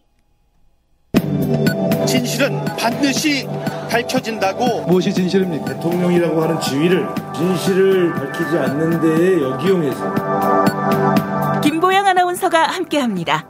아프니까 팩트다. 안녕하세요. 아프니까 팩트다 김보영입니다. 도널드 트럼프 미국 대통령이 한미 자유무역협정 FTA의 폐기에 대해 참모들과 논의하겠다 이렇게 밝혔습니다. 그동안 트럼프 대통령은 한미 FTA는 미국에게 좋은 거래가 아니었다라고 수차례 강조했는데요. 대선 후보 시절에는 한미 FTA를 재협상하거나 폐기하겠다 이런 공약도 했었죠. 과연 한미 FTA는 실제로 미국에 불리한 협정이었을까요? 트럼프 대통령의 주장은 한미 FTA로 미국의 무역 적자가 확대됐다는 것인데요.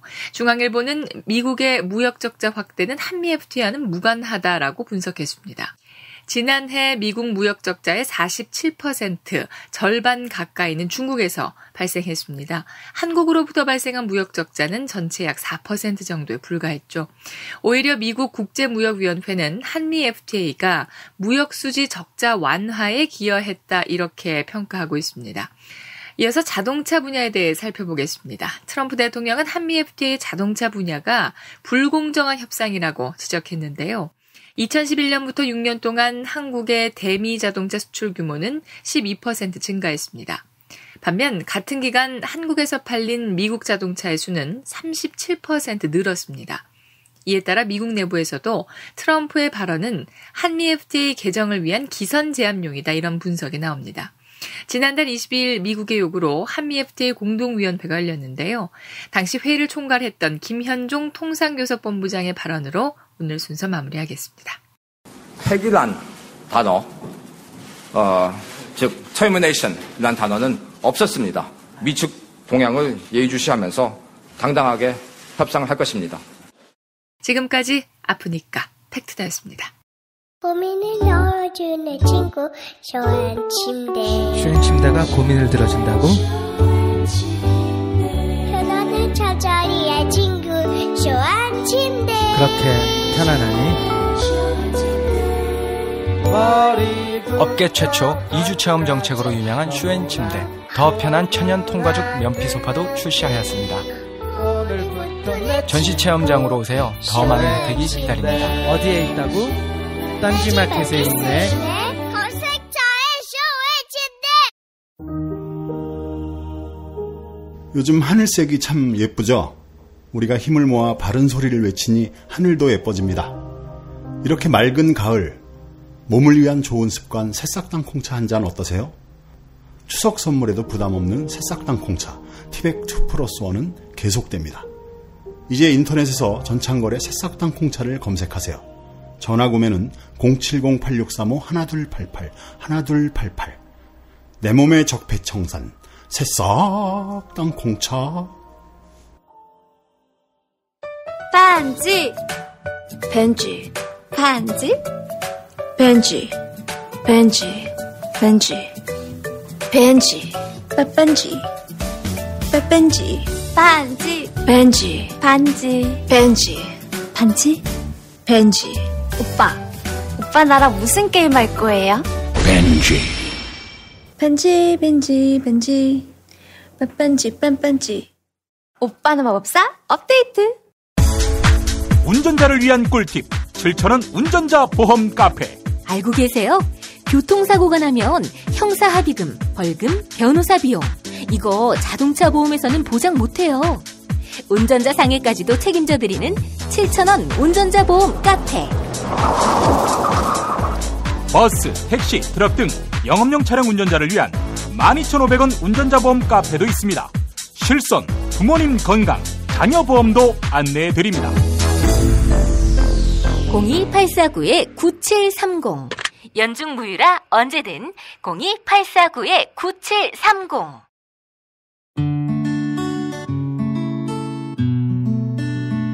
당신과 내가 좋은 나라에서 그 정의로운 나라 그곳에 산다면 난 그냥 좋아서 웃기만 할 거예요. 당신의 뉴스 보좌관 김용민 브리핑.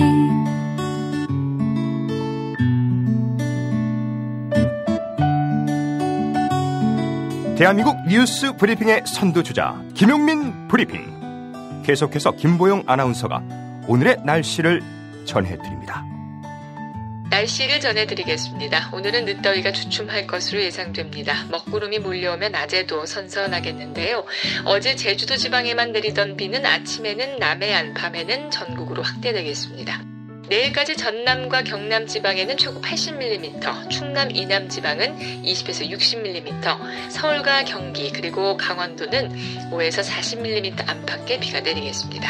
낮 기온은 서울 25도, 대구 26도, 대전 24도로 예상됩니다. 여기는 대한민국 브리핑 1번지 김용민 브리핑입니다.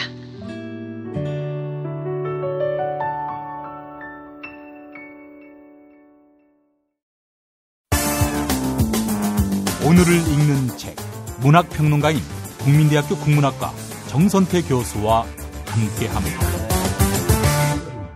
정선태 교수님과 함께하겠습니다. 교수님? 네, 안녕하세요. 요즘 그 정치 현장을 보면은 자유한국당의 추한 몰골을 보면서 비단 여의도에만 있겠는가. 우리 주변에도 제2의 제3의 자유한국당이 있지 않은가 성찰하게 됩니다. 네, 우리 그 PD의 내면에도 있지 않습니까? 그렇습니다, 교수님. 이거 그들은 알고 있을까요? 자기들의 이런 추한 몰골들을. 글쎄요, 알고서 저럴까 싶어요. 이제 자신들의 기득권이 이태로워지자 총 공세를 펼치는 것 같은데 이런 표현이 적절할지 모르겠습니다만은 마지막 발악을 하고 있는 것 같습니다. 김장겸 씨를 연결고리로 해서 자신들의 기득권의 종말이 다가오고 있다는 것을 직감하고 난 다음에 보일 수 있는 행태가 아닌가 그런 생각을 해요. 그 새로운 대응 방법 또 진정성 있게 민심을 내 편으로 만드는 방법 이런 거는 상상도 안 되나 봐요. 이자들이. 제가 말씀드리려고 했는데 그 사람들 전부는 아니겠지만 드물게나마 없지 않겠지만은 상상력의 빈곤에 시달리고 있는 것 같습니다. 그렇죠. 예. 새로운 세상에서 자신들이 생존할 수 있는 근거를 모색하려면은 무엇보다 상상력이 바탕이 돼야 할 텐데 그게 받쳐주지 않으니까 저렇게 헛발질하면서 아무 말이나 내뱉고 이러는 것 같습니다. 그러니까 진정성이 없을 수밖에요. 예. 무엇을 하든 정치 영역도 물론 예외가 아니죠.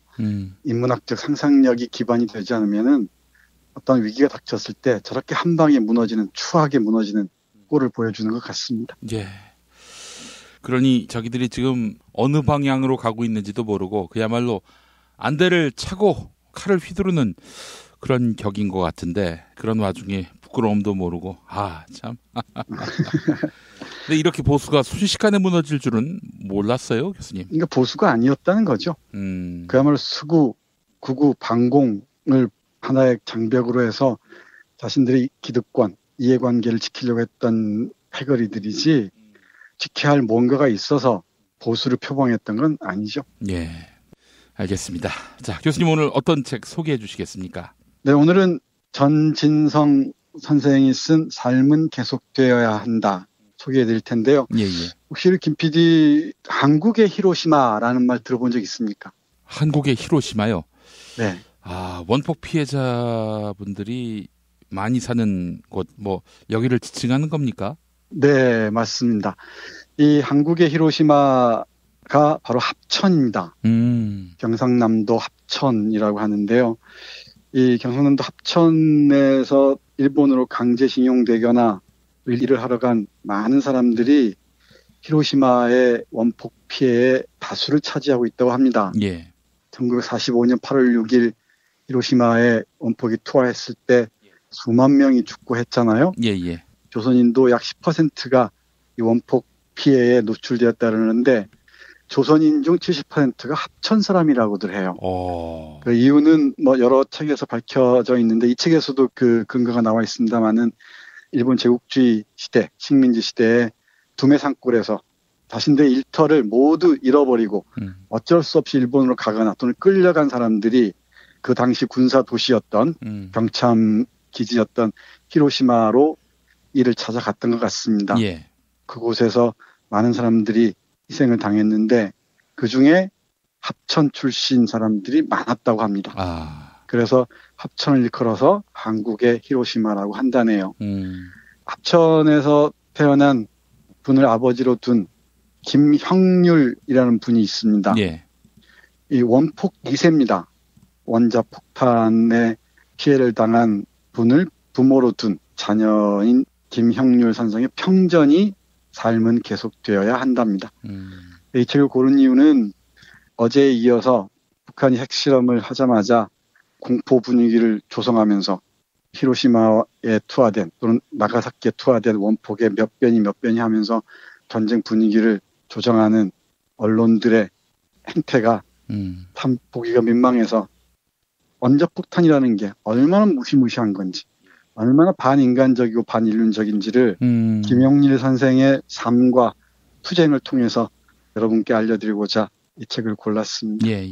아울러서 우리가 잊고 있었던 원폭 피해자들의 그 삶을 통해서 인권이란 무엇인가, 인권을 확보하기 위해서는 어떤 투쟁이 가능한가를 그 가능성을 타진하기 위한 하나의 방법으로서 이 책을 참조해도 좋으실 것 같습니다. 예. 이 책을 펼치면 표지와 아울러서 김영률 선생의 사진이 실려 있는데요. 예. 정말 깡마르다고 보기에는 표현이 좀 적절치가 않은데 키가 163cm 정도였다고 해요. 몸무게가 37kg이었답니다. 37kg 한번 상상해 보십시오. 그야말로 뼈만 앙상한 그런 모습입니다. 이런 자신의 고통스러운 아픔들을 감추면서 살아오다가 어떤 책을 읽고 어떤 사람들을 만나면서 원폭 환우라고 하는데요. 이 원폭 피해자들의 인권을 위한 투쟁에 나섭니다. 이름이 긴데요. 한국 원자폭탄 피해자와 원자폭탄 2세 환우의 진상규명 및 인권과 명예회복을 위한 특별법 제정에 매진하다가 2005년에 생을 마감했습니다. 1970년생이니까 우리 나이로 36의 나이로 생을 마감한 거죠.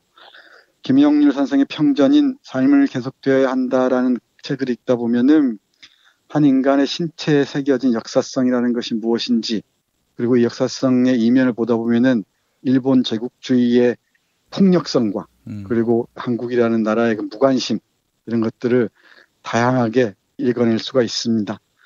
이 중에서 김영률 선생의 직접적인 목소리를 몇 구절 여러분께 읽어드리겠습니다. 예. 한국 원폭 2세 환우들은 일본 제국주의가 일으킨 잔혹한 침략 전쟁의 희생자들이며 전쟁이 끝난 후 태어난 해방 후 세대들입니다. 우리의 의지와는 무관하게 원폭 2세 환우가 되었습니다. 우리의 몸은 21세기를 살고 있지만 20세기 일본 제국주의가 저질렀던 침략 전쟁과 식민지 수탈 정책이라는 광기의 역사가 지금 이 시간까지도 연장되어 우리의 몸을 지배하고 있습니다. 글을 참 잘 씁니다. 자신의 몸을 하나의 연결고리로 해서 일본 제국주의의 역사, 그리고 식민지 조선에 가했던 일본 제국주의의 죄악상들을 하나하나 파헤쳐 들어가고 있습니다. 그러면서 이 핵무기, 핵폭탄 이런 문제에 대해서도 관심의 끈을 놓지 않는데요. 또 한 구절 읽어보면 이렇습니다. 최근 북핵 사태와 같은 전쟁과 핵무기 사용에 대한 위협이 상존하는 한반도에 더 이상 전쟁이 일어나지 않게 하기 위해서는 과거 일본 정부가 일으킨 침략 전쟁과 불법적인 식민지 만행에 대한 진정한 배상과 사죄와 아울러 원자폭탄이라는 핵무기를 사용한 미국 정부의 책임과 배상 요구가 있어야 한다고 생각합니다. 그래야만 인류 사회의 보편 타당하고 정의로운 평화가 정착될 수 있을 것이며 인류의 미래에 원자폭탄과 같은 핵무기가 다시는 사용될 수 없을 것입니다. 네, 이렇게 자신의 신체에 새겨진 역사의 고통을 반핵, 평화 문제로까지 이어나갑니다. 칼 야스퍼스라는 독일의 유명한 철학자가 원자폭탄 문제와 관련해서 얘기를 한 게 있죠. 원자폭탄이야말로 인류의 양심을 저버린 행위이면서 핵무기를 개발하는 것은 인류 문명을 그야말로 파탄 지경으로 몰고 간다라고 얘기를 해요. 이런 여러 가지 상황들을 참조하면서 우리 김형률 선생은 생명권의 절박함을 호소하면서, 그리고 히로시마 평화공원의 그 위선적인 평화 문제에 대해서도 대단히 비판적인 태도를 취합니다. 예. 그러면서 마지막으로 이런 얘기를 합니다. 제가 여러분께 김형률 선생의 목소리를 빌어서 말씀드리고 싶은 구절입니다. 우리 한국 원폭 2세 환우들은 이 세상의 자국의 생존을 위한 핵이든 강대국의 패권 유지와 강대국의 이익을 위해서 핵무기 사용을 용인할 수 있는 정치적인 상황에 대해서도 반대합니다. 그리고 핵무기를 제조하지 않고 핵무기를 보유하지 않으며 핵무기의 반입을 허용하지 않는다는 비핵 3원칙을 지켜야 하며 더 이상 전쟁의 위협과 핵전쟁에 대한 두려움 없는 평화로운 세상에 살기를 원합니다. 그러기 위해서는 한국 사회 구성원 모두가 원폭 후유증으로 고통스러운 삶을 살아가고 있는 한국 원폭 피해자들과 한국 원폭 2세 환우들의 삶을 통해서 전쟁이란 무엇이며 전쟁이 우리 모두에게 무엇을 남기는지 분명하게 인식시킬 필요가 있을 것입니다. 네, 이렇게 전쟁이란 한마디로 악의 씨앗이라고 얘기하면서 비핵 3원칙까지 얘기합니다. 제가 과문한 탓인지 모르겠지만 북한이 핵무기를 개발하고 핵실험을 하고 수소폭탄을 만들었다고 얘기하고 사실인지 아닌지는 좀 시간이 흘러봐야겠습니다만은 북한은 핵무기를 개발하도록 몰고 간 국제사회의 문제도 분명히 있을 것 같기도 하고요. 그리고 지속적으로 테이블에 얼굴을 맞대고 앉아서 대화를 하기 위한 노력이 한미일 북이든 또는 뭐 남한과 북한의 관계든 그게 지속적으로 이루어져 왔는지도 고민할 필요가 있을 것 같습니다. 예. 제가 북한 체제를 옹호하거나 그럴 생각은 추호도 없습니다. 김정은을 어떻게 평가하든 이 문제를 어떻게든 우리가 해결해 가야 하지 않겠습니까? 그렇죠. 저쪽이 핵무기를 개발하니까 우리도 핵실험을 해야 한다라는 우리 원아무개 같은 자유한국당의 훌륭한 정치가가 있는 것 같습니다. 원균의 후예예요. 원균의 후예. 그래요? NPT를 탈퇴하더라도 우리도 핵무기장 나가야 한다고 얘기하고 또 거기에 동의하는 사람도 있는 모양입니다. 그들이야말로 이 김영률 씨의 이 고통스러운 목소리에 귀를 기울여야 합니다. 물론 귀를 기울일 수 있는 귀가 있는지는 정말 모르겠습니다만은 그렇다 하더라도 제발 이런 책들을 한번 읽으면서 핵무장으로 맞부딪혔을 때 어떤 일이 벌어질지 조금이라도 상상력을 발휘해서 한번 그려봤으면 좋겠어요. 북한의 핵을 고리로 해서 아베를 중심으로 한 구구 세력들이 또 한몫을 잡기 위해서 혈안이 되어 있지 않습니까? 거기에 동조하는 한국 내 세력들도 적지 않은 것 같습니다. 우리 김 PD가 시작하면서 얘기했듯이 자유한국당 내에 핵무장을 옹호하는 자들이 적지 않은 것 같은데 이거야말로 이 책에서도 여러 번 반복하는데요. 우리가 살고 있는 세계를 지옥도로, 지옥의 한복판으로 만들려는 게 아니라면은 그런 말을 내뱉어서는 안 되죠. 예. 일본이 원자폭탄 폭격을 당했을 때 적지 않은 국민들이 그런 말을 했습니다. 하늘에 준엄한 징계를 받았다 이렇게 말이죠. 아니 그런데 합천에 계신 우리 피해자분들은 그럼 뭡니까? 그분들은 피해자인데. 그렇죠.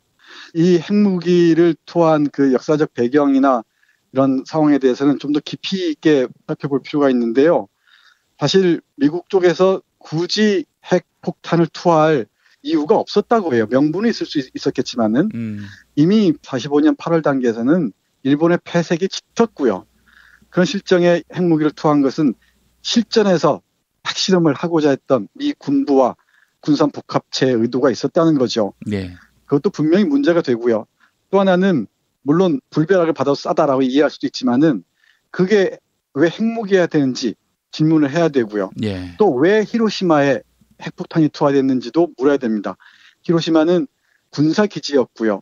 동아시아 침략의 전진기지이기도 했습니다.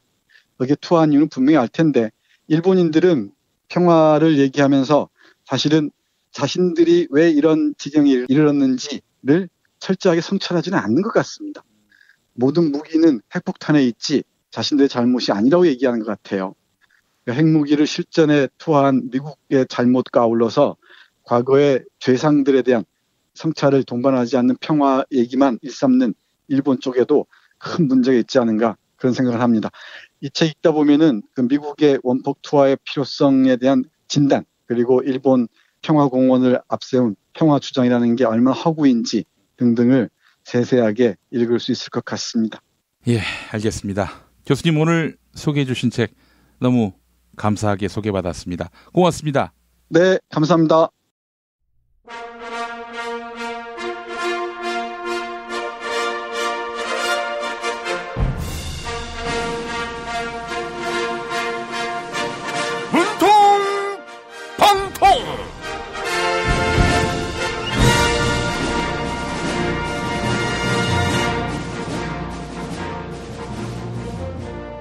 오늘도 문과 안 나오셨습니다. 외교 대통령 문재인입니다. 어제 아베 신조 일본 총리와 통화를 했는데요. 북한에 대해서 최고도의 강력한 압박과 제재를 가해야 한다. 이런 인식을 같이 했습니다. 아베하고 통화할 때가 아니죠. 내가 제안했던 영수회담 언제 열 겁니까? 대통령이 야당 대표들과 만나서 머리를 맞대고 이야기를 나눠야 하는 거 아닙니까? 물론 야당 대표들을 청와대에 초청해서 회동할 용이 있죠. 안 대표님은 청와대에 오시면 뭘 하고 싶으신가요? 박근혜는 600만 원 침대를 3개나 썼다고 하는데 당신은 무슨 침대를 쓰는지 확인해보고 싶습니다. 호호호호호, 관저까지 오시게요. 글쎄요, 저는 비싼 침대를 쓰지 않아서. 서민인 척 그만하십시오. 자유한국당이 오죽하면 소통이 아니라 쇼통이라고 비아냥되겠습니까? 쇼한다는 거지요. 쇼. 쇼엔 침대. 안 대표님, 침대 갖고 시비 거시는 모양인데 쇼엔 침대 정말 좋습니다. 업계 최초로 침대를 2주 동안 체험해 볼 수 있다고 합니다. 천연 통가죽 면피 소파 이것도 출시했다고 하는데요. 검색창에 쇼엔 침대 입력해 보세요. 아, 쇼에서 쇼엔 침대. 대통령님이 받으셨습니다. 자, 안 대표님 차례입니다. 쇼엔 침대라고 했습니까? 대거리. 어제 대검찰청에서 대거리가 있었습니다.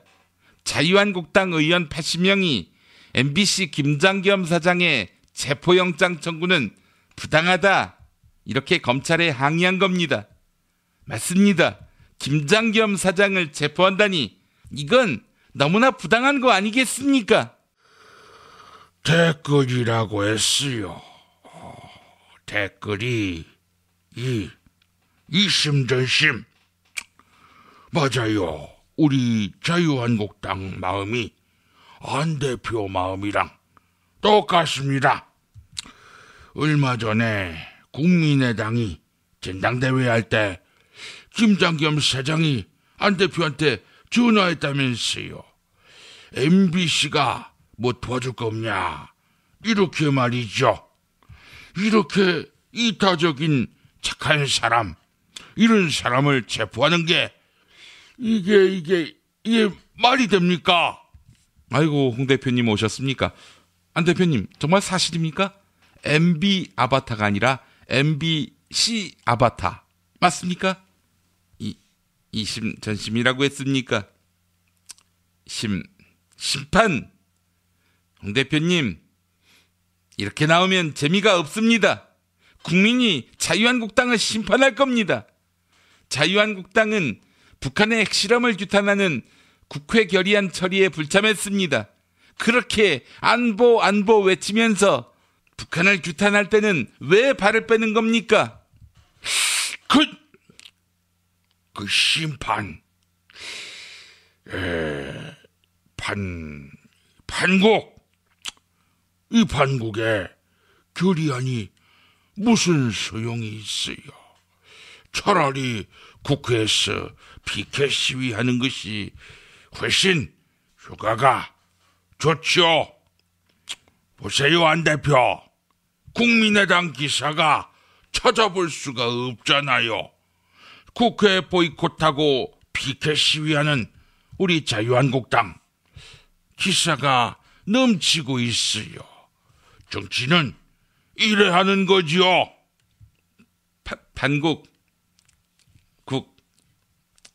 국격. 정치를 그런 식으로 하니까 국격이 떨어지는 겁니다. 오죽하면 바른정당 하태경 의원도 자유당을 향해서 보수정당이 안보 위기에 뭐하는 짓이냐, 이렇게 질타하지 않았습니까? 가슴이 뜨끔하지 않았습니까? 국격, 저건 그래서 우리 자유한국당 정진석 전 원내대표가 하태경이한테 이런 격언을 남겼어요. 어디다 대고 지랄이야. 안 대표, 내도 하고 싶은 소리야. 어디다 대고 지랄이야. 이 새끼가 국회 보이콧 할 거면 월급 받지 말아야지. 그건 할 수 있겠어? 아이고, 두 분 모두 그만하시죠. 두 분 다 국회의원이 아니면서. 자, 오늘도 애청자 여러분이 안 대표님을 대신해서 끝말잇기 이어가 주시기 바랍니다. 그 팟빵 게시판에 저거네 은으로 시작하는 단어, 이메일 주소, 사연 남겨주셔야죠. 당첨자께는 천연 재료로만 만드는 별을 따다 구운 과자 롤카스테라를 선물해 드립니다. 문통방통. 예, 마치겠습니다. 어머님, 아버님, 오래오래 건강하세요. 개업 축하합니다. 온세다 잠드소서. 결혼을 축하합니다. 형부, 우리 언니 반품은 안 됩니다. 차장 승진하신 주과장님, 주차장 되신 거 축하해요. 우리 같이 산 게 벌써 7년이나 됐네. 썩 짜릿했던 시간이었어. 태어나서 처음으로 여자에게 보내는 꽃이야. 너랑 닮은 꽃. 생일 축하해.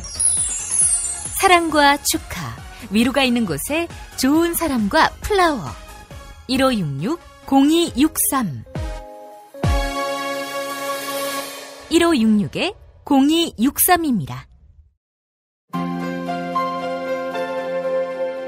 이주노동 희망센터 이사 권영국 변호사입니다. 이주노동 희망센터는 동남아시아 저개발 국가의 이주노동자들과 함께하고 있습니다. 시골 오지 마을에 학교를 만들고 마을 주민들이 공동체를 이루어 운영하도록 돕습니다. 포털 검색창이나 페이스북에서 이주노동 희망센터를 검색하시어 후원회원이 되어주세요. 노동 존중 생산과 소비를 통한 사회연대를 추구하는 문자당이 함께합니다. 지금부터 KBS 성우극회에서 야심차게 준비한 대한민국 정치 다큐멘터리 드라마의 맥을 잇는 듣는 드라마 특별 기획을 보내드립니다. 그 상황을 제대로 알기 위해서는 그 친구를 보라고 했습니다. 저는 제가 아주 존경하는 아주 믿음직한 친구 문재인이를 대친구로 돕는 사람을 정말 자랑스럽게 생각합니다. 나는 대동면 남이 됩니다. 나는 문재인을 친구로 보고 있습니다.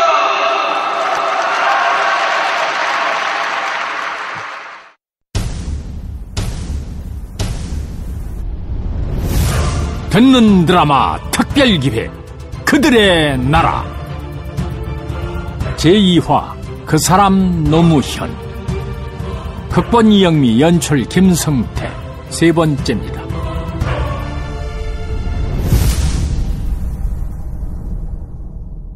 네가 지금 도망을 치운 기는 굉장히 비겁한 짓입니다. 내일 당당하게 학교에 가라.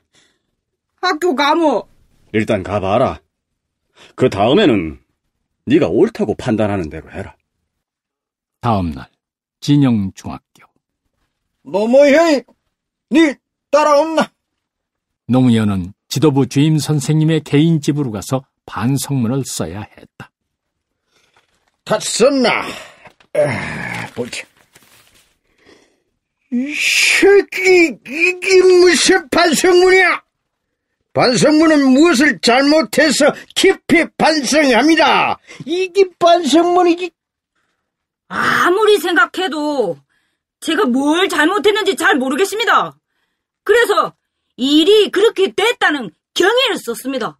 일이 그렇게 된 경위? 그럼 너는 반성문을 안 쓰고 경위서를 썼다 이 말이야? 예. 하! 명랑한 놈이네. 이 조그만 놈이 공부 좀 한다고 말이야. 이 새끼 이거 월간이 굉장한 놈이야?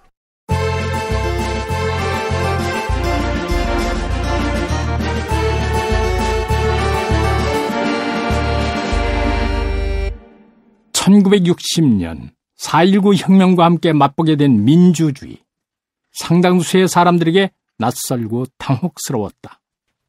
따라해라. Over the people! Over the people! By the people! By the people! For the people! For the people! 일제강점기에 받았던 교육을 금과 옥조로 알고 성장했던 세대들 가운데 상당수는 권력에 대한 비판의식이 없었다. 독재의 몰락과 함께 찾아든 갑작스러운 민주주의는 그들에게는 이념이라기보다 생존을 위한 하나의 수단으로 받아들여졌을 것이다. 따라해라! 오버더 피플! 오버더 피플! 바이 더 피플! 바이 더 피플! 파더 피플! 파더 피플! 오브 더 피플! 바이 더 피플! 포 더 피플! 분명히 우리 학교 교감 선생님은 이승만 대통령이 훌륭하다 했다. 하늘이 낸 대통령이라 했다. 세상 사람들이 다 독재자라 해도. 근데 세상이 바뀌었다 하면서 갑자기 링컨의 민주주의를 알아야 한다 하더라. 그래가. 나는 솔직히 우습더라.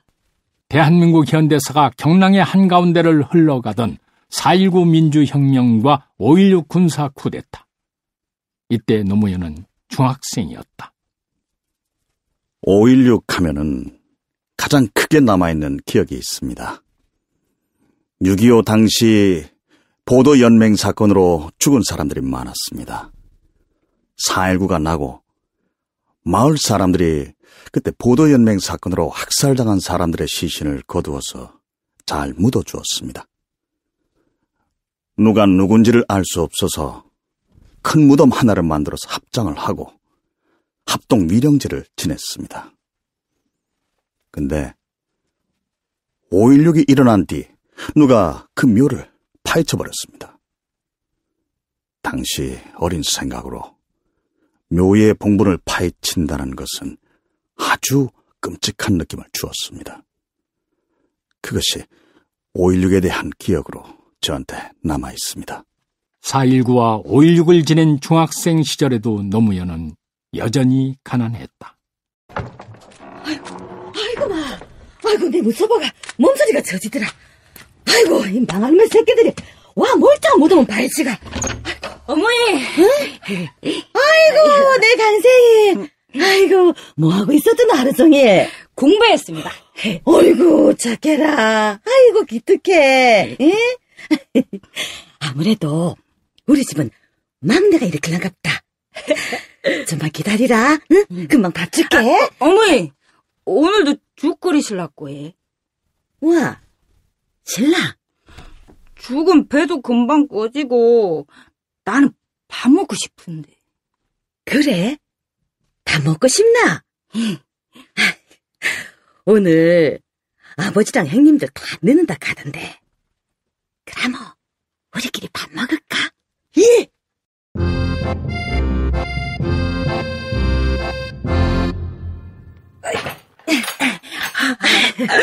우와 밥이다. 자, 많이 먹으라. 네. 뭐 어머니는요? 어머니 사실 죽 끓일 쌀까지 몽땅 막내 밥 해먹이 싶네. 큰형님. 밥 먹는데요. 니 공부 열심히 해라. 하루 종일 일하고 들어오시가가 어머니 밥도 못 드셨다. 야가 그만해라. 배부릅니다. 어디 가노? 밥 먹다 말고.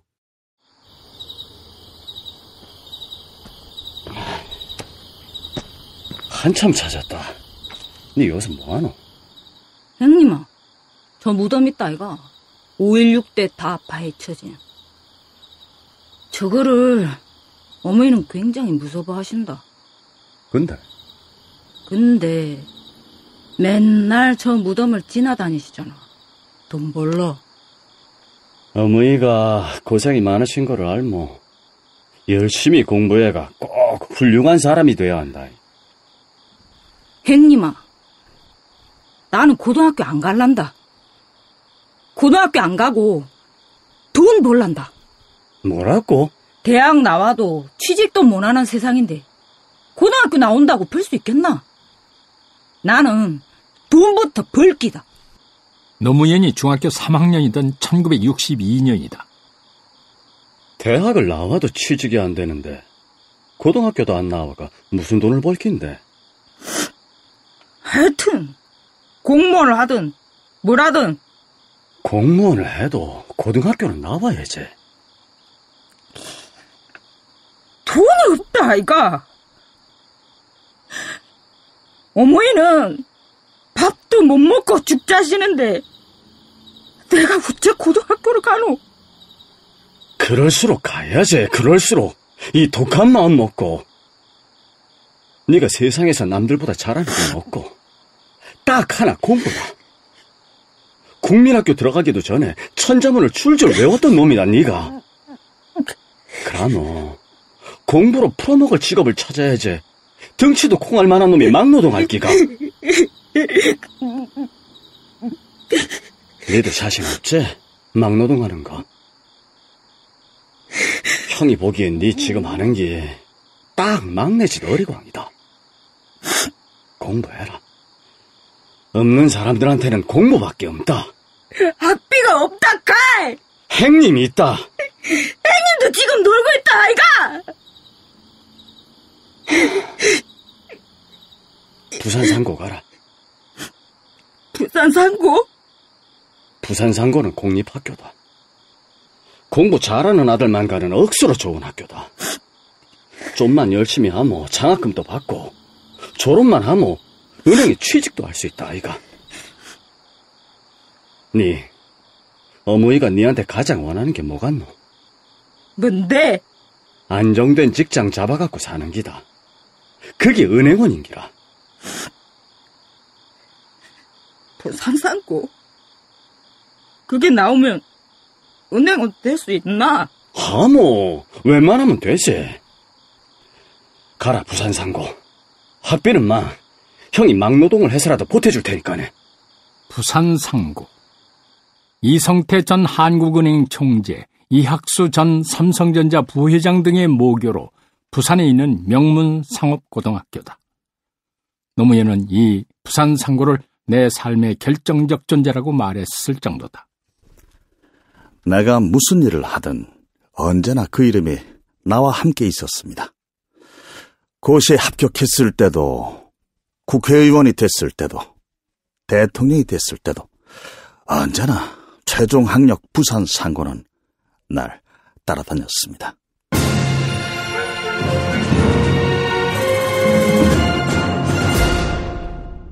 출연 홍진욱, 전진아, 문관일, 류다무현, 정운석, 차명화, 해설 김종성. 음악 스테레오 M, 효과 보이스레인, 녹음 편집 미디어 코리아, 기획 KBS 성우 극회.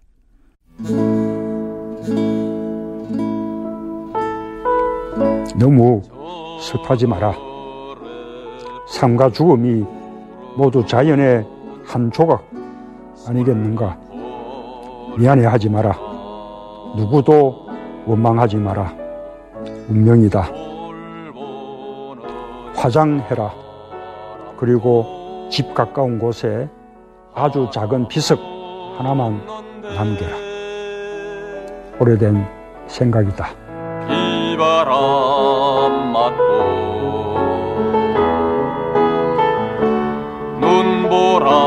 눈보라쳐도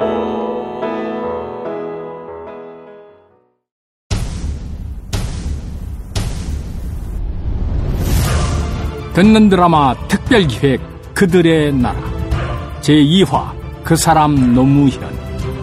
이영미 극본, 김성태 연출, 세 번째였습니다.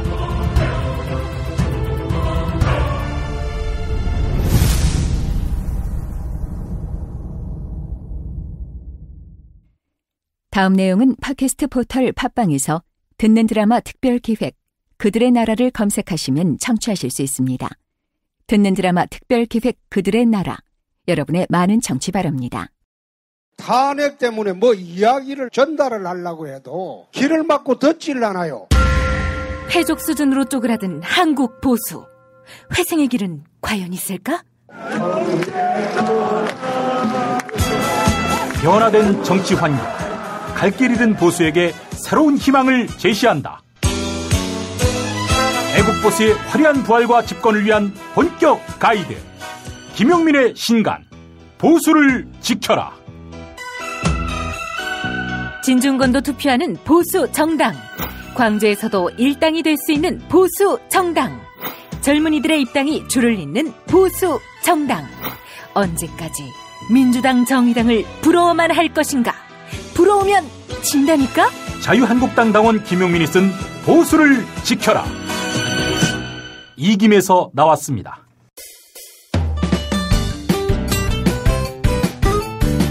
뉴스 포렌마리 시간입니다. 팔로워 84만이 넘는 김용민 트위터에서는 매일 설문조사가 진행되고 있습니다. 지난 일요일 북한이 6차 핵실험을 단행했지요.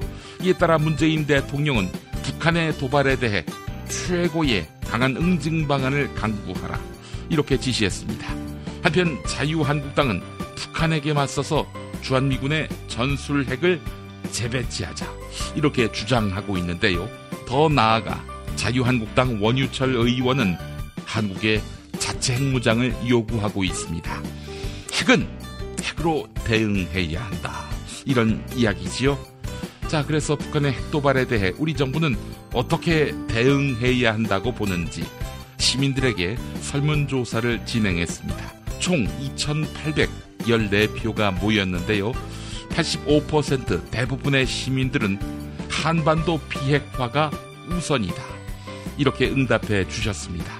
반면 적은 비율이지만 15%의 시민들은 자유한국당의 핵무장론에 동의했는데요.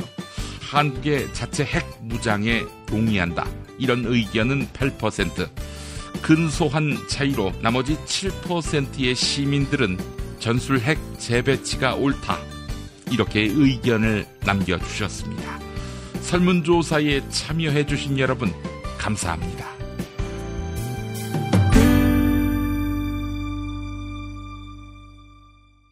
팟캐스트 포털 팟빵에 김용민 브리핑 게시판에 올라온 사연입니다. 옴마니 반매홈님, 공영방송이 돌아와야 쥐박이도 확실하게 잡을 수 있습니다. 네, 솔렘팩트님, 북한은 미국과의 대화를 원하고 있는 것이 분명합니다. 우리나라가 대화의 교두보 역할을 해야 합니다. 인간답게 살자 제발님, 김프로의 죽방 발언은 어제 방송 사이다였습니다. 네. 박형준 MB 때 정무수석의 발언에 대해서 죽방을 날리고 싶다, 이런 말을 했었죠. 네, 김프로가 팟캐스트의 꿈나무로 무럭무럭 자라고 있습니다. 2017년 9월 5일 화요일 순서 모두 마치겠습니다. 김용민의 조간 브리핑 많이 애청해 주시기 바랍니다. SBS 러브 FM 103.5, 부산 KNN FM 105.7, 네, 아침 6시 20분부터 7시까지 여러분과 만나고 싶습니다. 오늘 순서 모두 마치겠습니다. 감사합니다.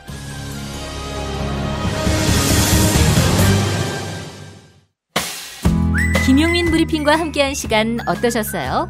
다음 시간에도 보다 바르고 알차며 즐거운 정보로 여러분을 찾아가겠습니다. 팟캐스트 포털 팟빵에서 다운로드하기, 구독하기, 별점 주기, 댓글 달기로 응원해주세요. 잊지 마세요. 다운로드하기, 구독하기, 별점 주기, 댓글 달기.